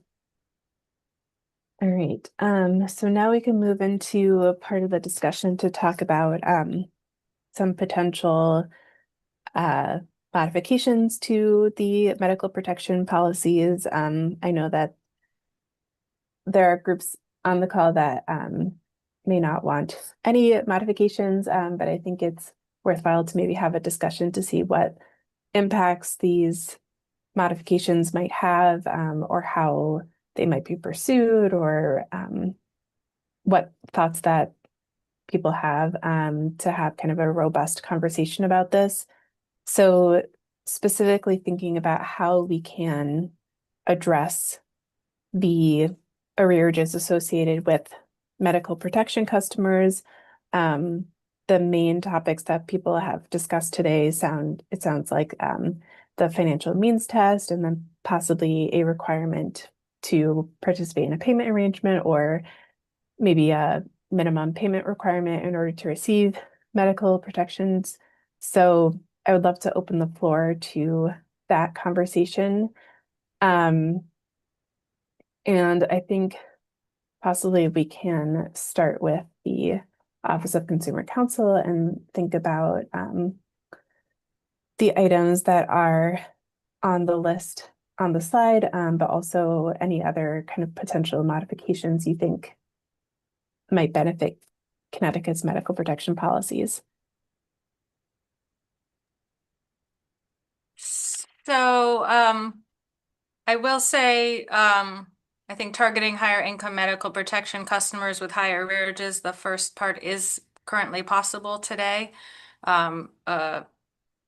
It's probably about 2 years back now, our office did a review and working group on wage garnishment practices of our Connecticut utilities. Despite our concerns regarding the impact of wage garnishment on customers, we ended up recommending and PURA adopted much more limited authorization for wage garnishment for, I think, 70% above SMI. We did want to protect those who were sort of on the margins of other financial hardship protections. We're working hard in jobs we were concerned about that sort of on the margin population being negatively impacted by wage garnishment. So hopefully the 70% and above protected that group, but ultimately left the 70% and above subject to wage garnishment because of concerns that were raised through that working group regarding the medical protection program. And given we have, currently have essentially permanent medical protection without means tests and the arrearages that the companies have discussed today, that tool is particularly important here in Connecticut, whereas it might not be needed in other states who don't have permanent medical protection. So that's a long way of saying, that tool is available currently to the utilities.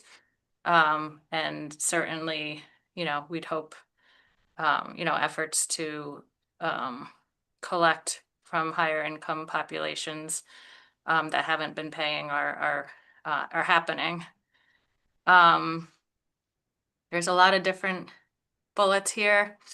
I think there has been some discussion around requiring financial hardship status for eligibility, and some, just to clarify, that a few years back, we had expressed concerns with a proposal that essentially equated financial hardship and medical protection, and made it the same eligibility standard, because we do recognize that there are situations where someone isn't financial hardship or isn't even eligible for financial hardship status, but might face a medical emergency that puts them in a precarious financial state.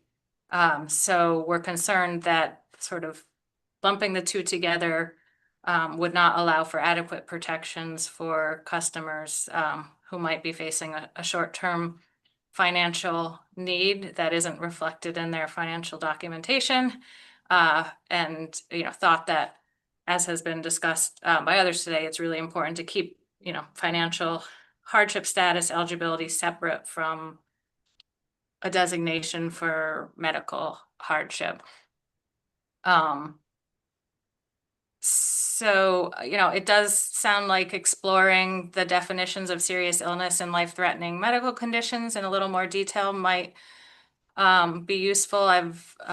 I heard some discussion about, different ways other states define life-threatening medical condition. I believe I was reviewing the Public Act last night and saw that there is a requirement to consult with the probate court, I believe. We might have impact on that, and Pura may already be in the process of doing that, but I'd be interested to hear their input as well in terms of definitions and categories of populations that we should be thinking this through. But with all of that, I do, and we don't have a specific proposal right now, but continuing to explore, how to structure a program that does encourage payment from, those who have financial needs. There are a large number of customers who are relying on medical protection on a permanent basis and haven't been paying bills. So I think we have to, think about ensuring that we're doing everything we can to make sure that that other ratepayers aren't unnecessarily taking on that burden. And then, sorry, I'm looking through your list here. Invitation. And no pressure to comment on all of them. Yeah, I think once. I'll leave it at that, and we'll continue to think about this. These are great prompts. Great, thank you. Yeah, so I would say that it sounds like there are some groups that are kind of coalescing around some type of financial means test or some kind of assessment of customers' ability to pay that is not equal to financial hardship status, that is maybe more broad or more inclusive of other items such as medical bills or prescriptions or things like that. And some others who are interested in requiring payment or payment arrangements, but then also ensuring that kind of any modification to the policies do not impact kind of human health or lead to loss of life, which are very understandable. So building off of that, we can move to the Office of Education Outreach and Enforcement. If you'd like to comment on what modifications to the medical protection policies might be beneficial in Connecticut, and what are some benefits and drawbacks of some of the proposed modifications that are listed here? Yeah, I appreciate everything that Consumer Counsel Coleman said. I generally agree with I think most, if not all, of the things that she said. I think there may be merit to looking at, modifying or scrutinizing what those definitions for serious and life-threatening medical conditions is and can be. Obviously, I think, part of the challenge is, and I think maybe to the points of some of the advocates, right? Doing that maybe in conjunction with, medical professionals. But, I think, and again, right, I, I think there are chronic medical conditions that may or may not be serious or life-threatening, and we want to maybe it's making clear what is in the bucket and what is not in the bucket, right? And so I think that could be supportable. I agree with you want to have as many people pay as possible, right? I think that's obviously a good goal, and but I also, right, like, with what Consumer Counsel Coleman said on the point of requiring financial hardship status for eligibility. Well, it sounds good in principle, right? If a new condition emerges, right? Someone is diagnosed with a life-threatening condition, has a job, has money, but maybe that job is impacted by the new condition. So I think there would have to be some, a period of time where, someone can get, especially from initiation, right? I think that's, before, if you're going to require a financial hardship status for eligibility and some type of financial status for eligibility, right? I think you want to have at least some type of lead time into it. So I just wanted to echo those points, but I think that's where I'll leave it for now. Thank you. Thank you, Attorney Lopez. And I apologize. I just have one follow-up question. I was wondering if you could provide a little more detail about why you think it would be beneficial to modify the definitions. Oh, I'm not sure it could be beneficial, right? So I think and maybe it's for clarity, right? I think the more clarity that any and to be fair, right? Clarity for medical providers themselves, right? To potentially be able to say, saying serious or life-threatening, right? Like those, you know, and here's also the piece, right? Like doctors aren't lawyers. We don't want them to be lawyers. And there's probably a tension between lawyers and doctors, which is a good thing. But I do think that if there are clear definitions for medical providers, and I'm not saying it's just doctors, right? I'm talking medical providers generally, right? If they have some maybe clear indications on, what does or does not, right? Like a certain condition that doesn't qualify, right? That may be helpful. And I'm not saying those should be, that should be probably thought through with medical providers, right, as well. But I think that might be a decent topic of conversation to have. So. Great, thank you. I appreciate that. All right, and now we can move to the Auburn Grid companies. I know that in the last technical meeting, the utilities provided some recommendations, but just want to offer another opportunity for discussion to talk about, what might be beneficial modifications to the medical protection policies in Connecticut. Yeah, just trying to align with the agenda topics here and the different bullets here. Obviously, I think our statements have showed that we do, support targeting higher income medical protection customers with higher rearages. How do we do that, right? And I know that we have the ability to pursue legal collections, for those customers. However, I think we've talked at length too about the time, length, cost, and effectiveness of that as a tool. So yes, it's one tool in our toolbox, but that shouldn't be the only tool. And that I think we can explore other ways through things like means tests, or again leveraging best practices from other states. How do we reduce the impact that particular subset of customers is having on all customers? And then as far as modifying the definitions for serious illness and life-threatening conditions, I think our position is that that really should be incumbent upon medical providers to make that decision. If we wanted to ask for an independent medical panel to make recommendations on that, I certainly wouldn't want to make recommendations as to what should qualify and what shouldn't qualify as a serious illness or a life-threatening illness.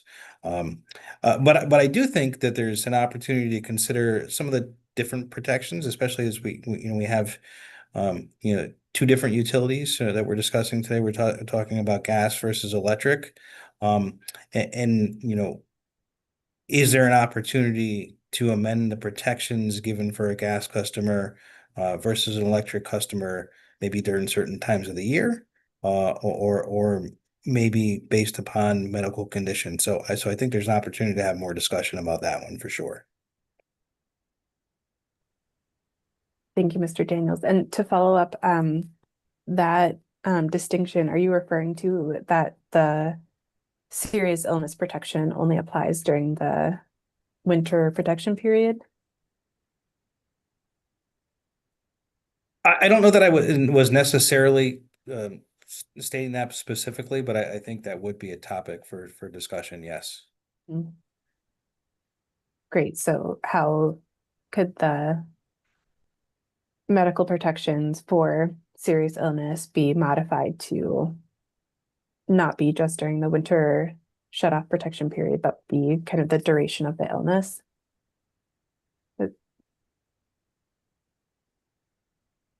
Mr. Daniels, I think you might have been referring to how the gas companies don't have a requirement to provide year-round protection from a statute perspective for life-threatening, but I'm perceived that that's what you're referencing, that I Yes. think the OCC put that on record in the last month or so, that it's only the electric customers that by statute are required to do that for life-threatening. I don't think you were proposing expanding the protection for serious illness. And we were thinking that was the same that would really just protections No, on I was not. life-threatening. Thank you, Ms. King. No problem. Thank you for that clarification. Appreciate that. All right, so and now we can move to Eversource companies. Great. I'm not going to hit what we've already said, but I would share kind of unique to Connecticut, looking at our filings in the annual energy affordability assistance and arrears management plan. We directly do about just shy of 50,000 financial hardship verifications a year. And that total cost is about 679, so 679,000 for 45,000. So it's about $15 per financial hardship verification. And just for stakeholders new to this, like that's kind of new in the last 5 years, typically, and historically that was just done by the community action agencies or period. And then we've also had some state data matching join in, but the cost to do financial hardship is not a barrier. And it would be very cost effective overall. Back to that question, I think that was addressed to Avon Grid. So we've built up the infrastructure and the processes to do it. And that said, I do think it's a different set of verifications, but still the process, if it's just as a ballpark, that's a ballpark that we have from other information that we filed. I don't think I have anything else new that would go on. It does feel like shortening the statutory winter shut-off moratorium, maybe that's broader than this docket. So we were surprised to see that here, but we know we have stated that this is another area that Connecticut is an outlier from having such a long half of the year winter protection period for those financial hardship and serious illness, and it does contribute to the arrears and the cost of all that all customers are paying for those bills that go unpaid when they can, for those that can be paid during that period. Thank you. Thank you. And it is actually one component of Public Act 25-173 of Section 4 of reviewing the winter moratorium period. So thank you for that comment. Do you, just to follow up, for shortening the winter moratorium, do you have an opinion on how much shorter it should be, or another state that you think does it could be appropriate to adopt for Connecticut? Anything along those lines? Thank you. I feel like that's probably a hairball that won't be able to be addressed in the weeks ahead prior to this report being done. But I think it would be good, and we, it might be National Consumer Law Center, someone has some research on it. To our knowledge, we're the longest, Connecticut is the longest in the nation winter protection, but it might not be. I know southern states have summer protections, and so they're a little different, and some, I'm not sure if some don't, but we also do some protection during the summer, based on certain heat warnings, for example, or the weather quality, air quality indices based on the federal government. And we do that voluntarily, but for example, those Canadian wildfires from a few years ago, we stood down and we made sure we captured kind of a practice around that, because we wanted people to be safely in their homes and not breathing the fire weather. But I mean, New Hampshire is about 3.5 months. Massachusetts might be around 4, but 6 is contributing to the Connecticut arrears problem, and why, when people ask why are bills so high, that's one of the things that contributes to it. Thanks. Thank you. All right, and now we can move to generation power. Yeah, a lot to think through. I think one thing for us is having something in place for not allowing that arrearage to get so high, that, if it gets to a certain point, that there should be an alert system where X customer has an arrearage that keeps growing and growing and growing, and is there a way to mitigate that?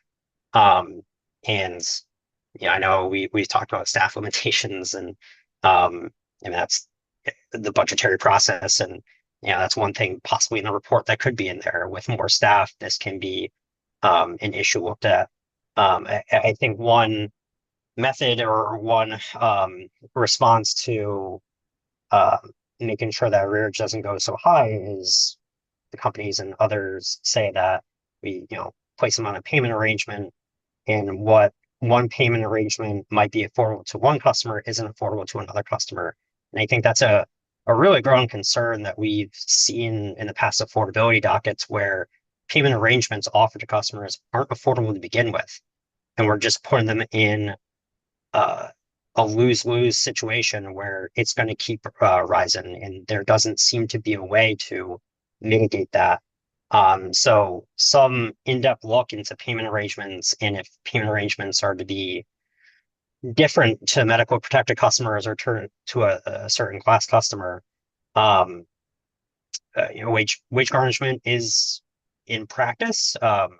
Well, UI hasn't done it at all. They're still working with, I think they still have an RFP out, and that has come out. That decision came out over a year ago. So it delays that from even being implemented.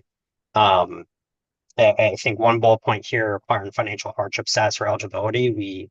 I think EOE and OCC made really good points, and one concern is those folks right above SMI, who don't qualify but are certainly not flush with cash, and they're in a position where it could financially hurt them. So yeah, a lot to consider here, and but I know we're short for time, so I'm going to leave it there and look forward to the written comments. Thank you. I appreciate that. Thank you. All right, and now we can move on to CCA with Attorney Roswick. Thanks so much. First of all, I want to clarify something that Ms. Kane said, that perhaps she was not, I wasn't understanding what she was saying, but when she said that there was a distinction that the gas companies did not have the obligation, Connecticut General Statute 16-262C says no electric distribution or gas company, no electric supplier and no municipal utility furnishing electricity or gas shall terminate, deny, or refuse to reinstate residential electric or gas service where the if the termination, denial, or failure to reinstate such service would create a life-threatening situation for the customer or member of the customer's household. So this applies both to gas and to electricity. I'm happy to agree with Mr. Daniels on something. It's nice to agree with our company reps. You can't define a medical condition. Each medical condition impacts an individual individually. We have state and federal laws. The federal is the Americans with Disabilities Act, and there is a parallel law in Connecticut. You can't limit what protections or what accommodations someone with a disability gets. It all depends on what their individual need is. And the appropriate person to make that determination is the patient's healthcare provider. They know their patient, they know their needs. They know what constitutes a serious illness, or not a life-threatening situation, condition, but a life-threatening situation. So that is really what the standard has to be. I'm going to let my colleagues talk about the role of the probate court administrator, but what happens in probate court, and who is appropriate to be conserved? I'm just not sure of the nexus between a medical condition such that someone is, absolutely needs electricity or heat service to survive, what the relevance is. And there are lots of issues around some of what goes on at the probate court. Again, it's always the cost benefit analysis, the cost of doing all these things that we're talking about. And again, as my colleague from AARP said, lowering ourselves to what other states do is not, I'm not sure what the benefit is. I pulled some temperatures in April of 2025. April 17th, it was 39 degrees. April 18th, it was 30 degrees was the lows. April 21st, 38. It's still cold. For anybody that's familiar with housing law, if a landlord doesn't keep an apartment at 65 degrees, they can get arrested. So, we're doing things to keep people safe, to keep people alive. These are long-standing Connecticut laws. And again, what we're trying to accomplish by changing them, there are lots of things we can look at. We can look at company profits if we want to talk about saving money. But and just as a general comment, I know that Attorney Vargas said that we're not talking about the affordability dockets, but so many things that we're talking about here are things that were raised in the affordability dockets around, as Generation Power said, the cost of monthly bills, the communication that between the companies and the customers that they're just not understanding.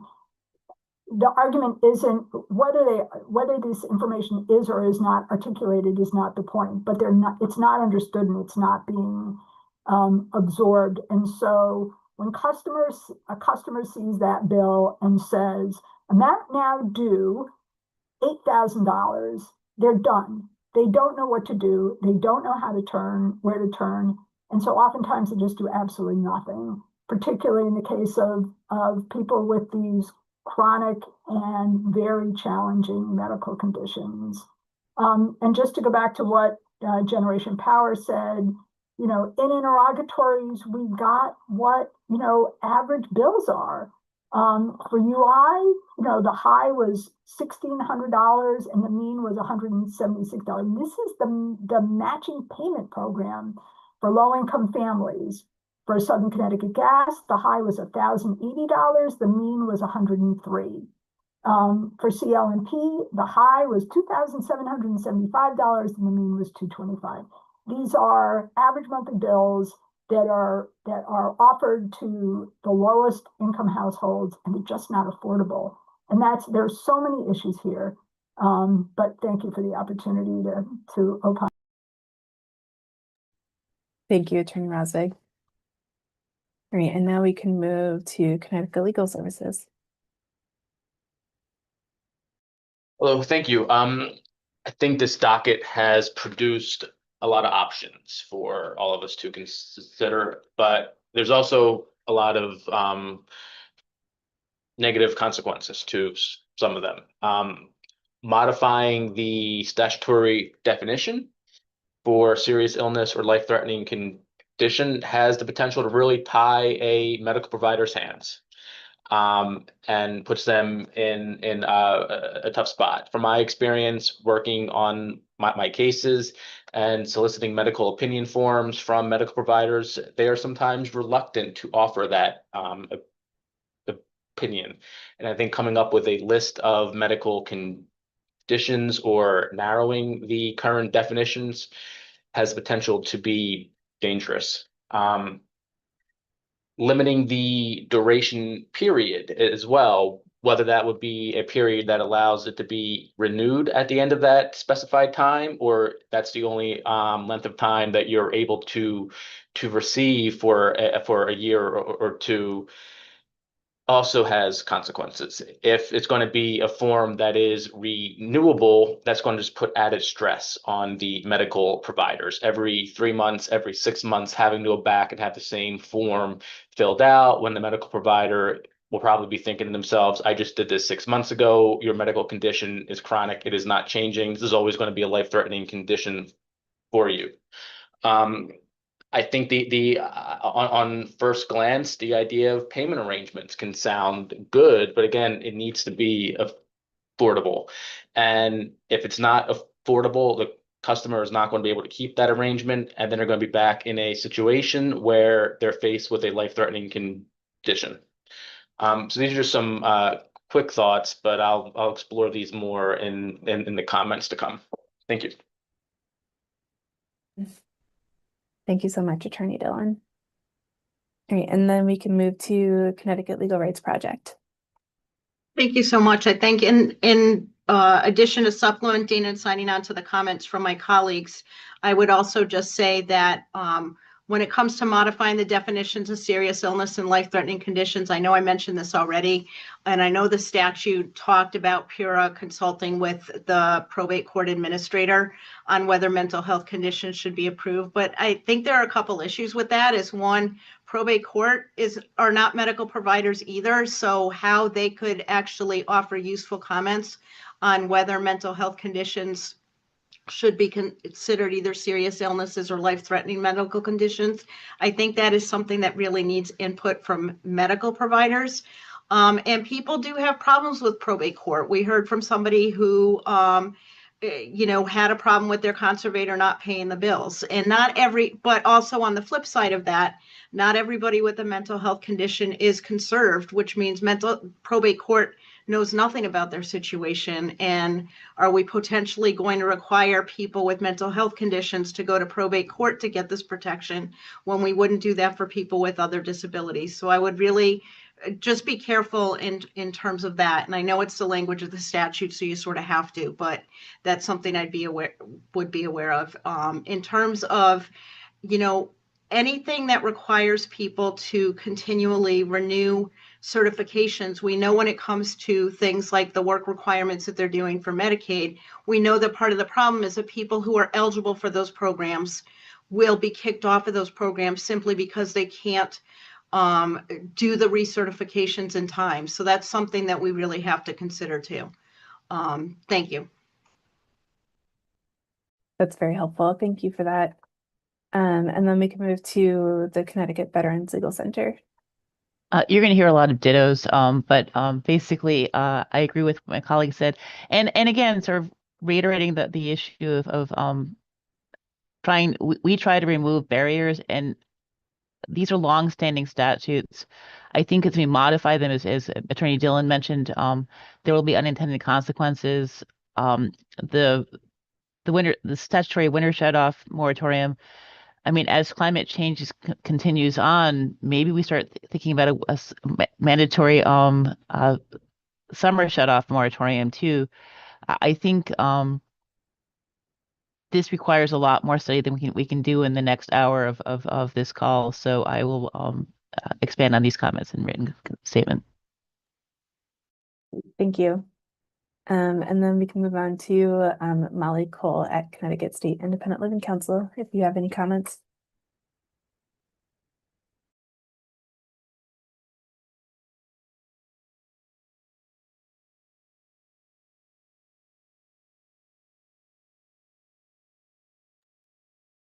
I don't know if she's still on the line, so if John Erlinghauser at AARP Connecticut, if you're on, you can provide comments. Just again, I'll echo the fact that I agree with most of my colleagues advocating on behalf of the disabled, and then I'll just reserve my right. Great, thank you. And then Disability Rights Connecticut. Yeah, I'll just share that I'll share that we will submit comments in writing about the probate matter. I mean, many probate hearings last 5 minutes and people have a lot to share about their lives that they don't even have time for now to involve probate when there are so many other issues that they wish to talk about as a concern. So we'll submit our concerns around engaging probate in these matters through the written word. I appreciate that. Thank you. I wanted to follow up on the idea of providing a specific payment arrangement opportunity for medical protection customers. So somehow providing an opportunity that kind of accommodates for the fact that someone might have high medical bills or kind of bills that are unforeseen, or kind of like the financial shocks that someone can experience when they have potential medical conditions. So rather than go around the table, I would love to offer this as a prompt for anyone who's interested to respond to, and we can just use the raised hand function, and I'll just go down the line for anyone who has comments. So again, just thinking about a specific payment arrangement offering for medical protection customers, and I'll open the floor.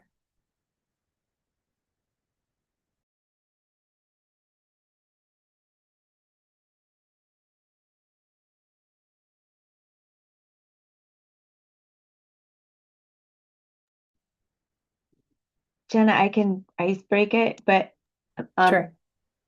ideally it's like upstream for maybe discount rate versus payment arrangement. But if there's a different type of upstream assistance that might be that way, we're trying to resolve affordability, like out of the gates. It might be an and. We know that the statutory requirements for the new MPP require a financial hardship. Previously with our voluntary arrears forgiveness program that we were ordered to cease, that did allow those with a medical protection or a financial hardship, but we know the statute is clear. So it might be upstream. Is there an interim, and I'm not aware of other states doing that, but an interim kind of discount for medically protected customers without a financial hardship? Because with a financial hardship, we have the options up to 50%, but it might be its own beast, like a discount rate for medical, maybe. And I'm brainstorming. Thank you for that, Ms. Kane. And just to follow up on that, are you aware of programs that exist in other states for that kind of provide a discount rate for medically vulnerable people? Not for those who don't have a discount rate. No, I'm not. Great, thank you. Great, Attorney Roswick, we can turn to you.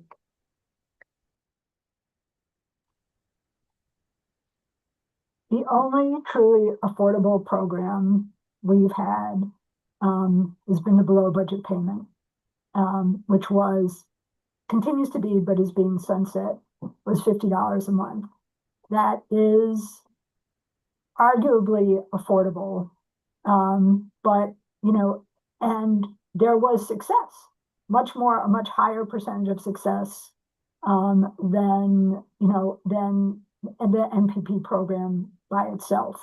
We have always said it might not cover the client's full bill, but paying something is better for the entire class of ratepayers than paying nothing. But it can never be, so making a bill that someone who is under such stress can wrap around is perhaps an incentive to making some kind of payment. But at the end of the day, you can enroll someone in a payment plan, but we can never be shutting someone off if, for whatever reason, they don't have the ability to pay it. I mean, making it reachable so that people can try.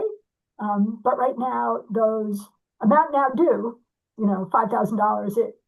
People don't know where to start, and so they just, they don't know how to begin to address it. And so that continues to be the problem. But the alternative can never be termination of service.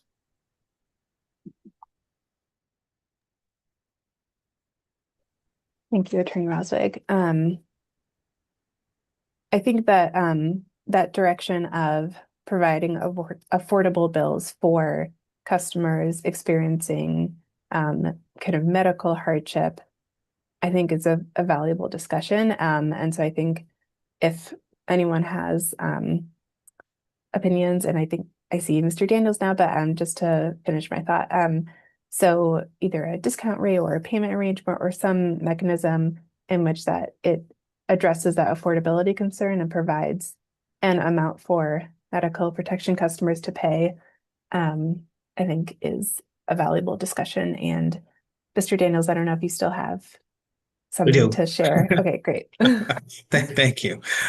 So I mean, I think ultimately, we want to get to a customer before they have to go on sort of some sort of a payment arrangement because they've incurred a $5,000 balance. We want to know and hear from them and put them on a program that avoids that hole that they might have found themselves in that is very tough for anyone to get out. So I think when we talk about the potential for a discounted rate, I think there's an opportunity there. If there were the ability to provide a level of discount commensurate with life-sustaining equipment, so potentially a customer is offsetting the cost of equipment that has to run 24/7 on their bill, and then only being responsible for consumption that's occurring otherwise. I mean, that just again fairly new topic for us to be discussing, but just some of the things that come to mind when I think about that. But like I said, ultimately we want to get to a customer and get them on the right program before they start to incur large balances. I appreciate that. Thank you. Would anyone else like to provide a comment? You can just use the raised hand function and I can call on you.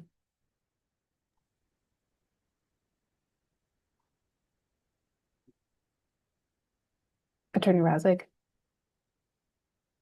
we're talking about the cost of implementation versus, the cost and the cost benefit analysis and the cost of creating a system like that. The tech is, a critical part of that discussion. Agree, but so we talk about implementation costs and what might occur, one time, to implement, but these costs and medical, protections aren't going away, anytime soon, right? People are going to need this, and when we look at the cost incurred over the infinite amount of time, right? Is there a benefit in making that one-time spend to implement processes and functionality that 10, 20, 30 years down the line has saved customers a great deal of money? I guess, and again, the response continues to be, why are we putting the burden on people who desperately need the service? And why are we putting the burden on the larger class of ratepayers? Why aren't we putting the burden on the companies to go ahead and collect those monies? That is the answer. That is the solution. That way, ratepayers aren't paying more, and people who desperately need the service continue to get it.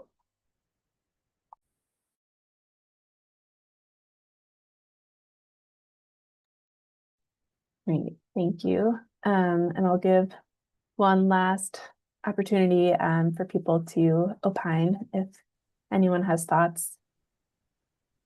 I'll just jump in with final reactions to that conversation. I mean, I think to end where we started, I think the challenge here that we're trying to solve is, protections for medical protection customers. The affordability issues should hopefully, and I understand and appreciate concerns that even with the 5-tier discount in place for electric customers, that those bills are still challenging. But to the extent we're not meeting affordability concerns, we really have to evaluate those in the low-income discount rate proceedings and the energy affordability proceedings. So I recognize the intersection, but I also think it's challenging that they keep coming together when we're trying to figure out, how the verification and eligibility could work coherently together. So that's sort of my parting caution there, something we need to think through a little bit more. I appreciate that. Thank you for grounding us a little bit. I believe that is the end of our discussion for today. I will hand it back to Vice Chairman Arconti for another opportunity of public comment, and then we'll have our closing with next steps. Thanks, Jenna. So we are now going to return to public comment. So again, if there are any members of the public that would wish to offer public comment at this stage in the hearing, please utilize the raise hand function, and I will call on you in order as they pop up. And I see first we have Christine Whitney Daniels, so please feel free. Thank you so much, and thank you for this opportunity to speak. My name is Kristen Whitney Daniels. I'm a Shelton, Connecticut resident. I'm the founder of Connecticut Insulin for All, which is a patient-led organization that advocates for affordable and equitable access to insulin and everything that diabetics need to survive and thrive. I agree so strongly with a lot of the advocates' comments, but I wanted to add a little bit of a personal edge to it to really highlight the stories behind why this is important. I'm urging you to oppose any of the changes to the Connecticut's medical shutoff protection law that would exclude or limit people with medical or mental health conditions. This law saves lives. I know specifically in my community, people with diabetes require constant access to electricity and refrigeration. Many people with diabetes utilize an insulin pump, and that requires frequent charges to keep the pump going. My phone also acts as a medical device for my continuous glucose monitor, which monitors my blood sugars. And that has saved my life more than a time or two, alerting me or other family members to a dangerous blood sugar. I've had nights where things have gotten really scary because I didn't charge in my phone that evening. This is also important because additionally, our insulin requires refrigeration until we use it. Insulin is a life or death for people with diabetes. If our insulin isn't kept at the correct temperature, often we have to throw out this hugely expensive drug. I know someone who had to throw out the entirety of their 3-month insulin delivery after a well-meaning friend put their insulin in the freezer. So no, putting your medication on ice is not the answer for these medications. Proposals to restrict these protections based on income, limit how often they can be used, or remove people with mental health conditions puts people at risk. Illness, including mental health conditions, can impact anyone's financial stability at any time. I work full-time as a director at a national nonprofit with a PPO insurance. And yet, my medical costs are over 20% of my gross, not net, gross income. That doesn't include the hundreds of other costs that I need to put a roof over my head and food in my family's bellies. What I make monthly does not paint the full picture of what it costs to live with multiple chronic and physical illnesses. At age 26, I was paying an astronomical amount for my monthly insurance, already severely limiting my housing. In fact, I lived in a convent to save money at that time. And when I was on my last drops of insulin, I finally went to the pharmaceutical counter to obtain it, knowing that the price would be high. I didn't know that they would tell me it would cost $2,400. $2,400 with insurance. That was more than the amount of money I made monthly from my full-time job. But that wouldn't have reflected in any documentation that I can share with the state. Means testing from pharmaceutical companies determined that I didn't require assistance for this drug. That means is the difference between me living and me dying. It was only when I went to a community health center that I was able to obtain this life-saving medication. I am deeply unsettled with how the utilities companies are discussing defining serious illness and higher income. At that time when I was rationing insulin, I likely wouldn't have qualified for assistance from them despite the high cost of my medications and my escalating credit card debt to make ends meet. Insisting on means testing for this policy will undoubtedly create additional barriers that will threaten people's lives. I've seen firsthand what means testing does. It killed my fellow diabetics. We cannot allow companies to define these hardships when they have a financial stake in this outcome. As Affordable Care Act subsidies are cut, as Medicaid spending is cut, as SNAP benefits are being cut as we speak, more people are struggling against the cost of living.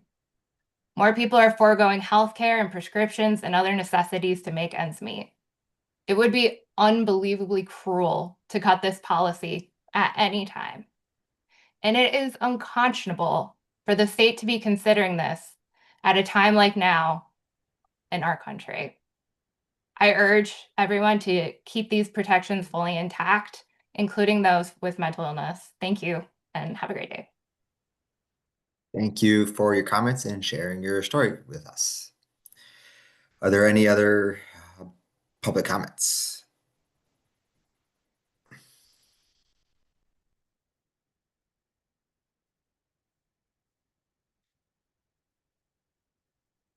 Okay, not seeing anyone utilize the raise hand function, so I am going to turn it back to Ms. Vigras for closing and next steps. Great, thank you. So as I said earlier, we will be issuing a notice of request for written comments shortly, and that will be an opportunity for all stakeholders to provide comments that build on our conversation today and our last technical meeting, and any other comments or recommendations that you would like to make to the authority. And our report is due to the legislature on March 16th. So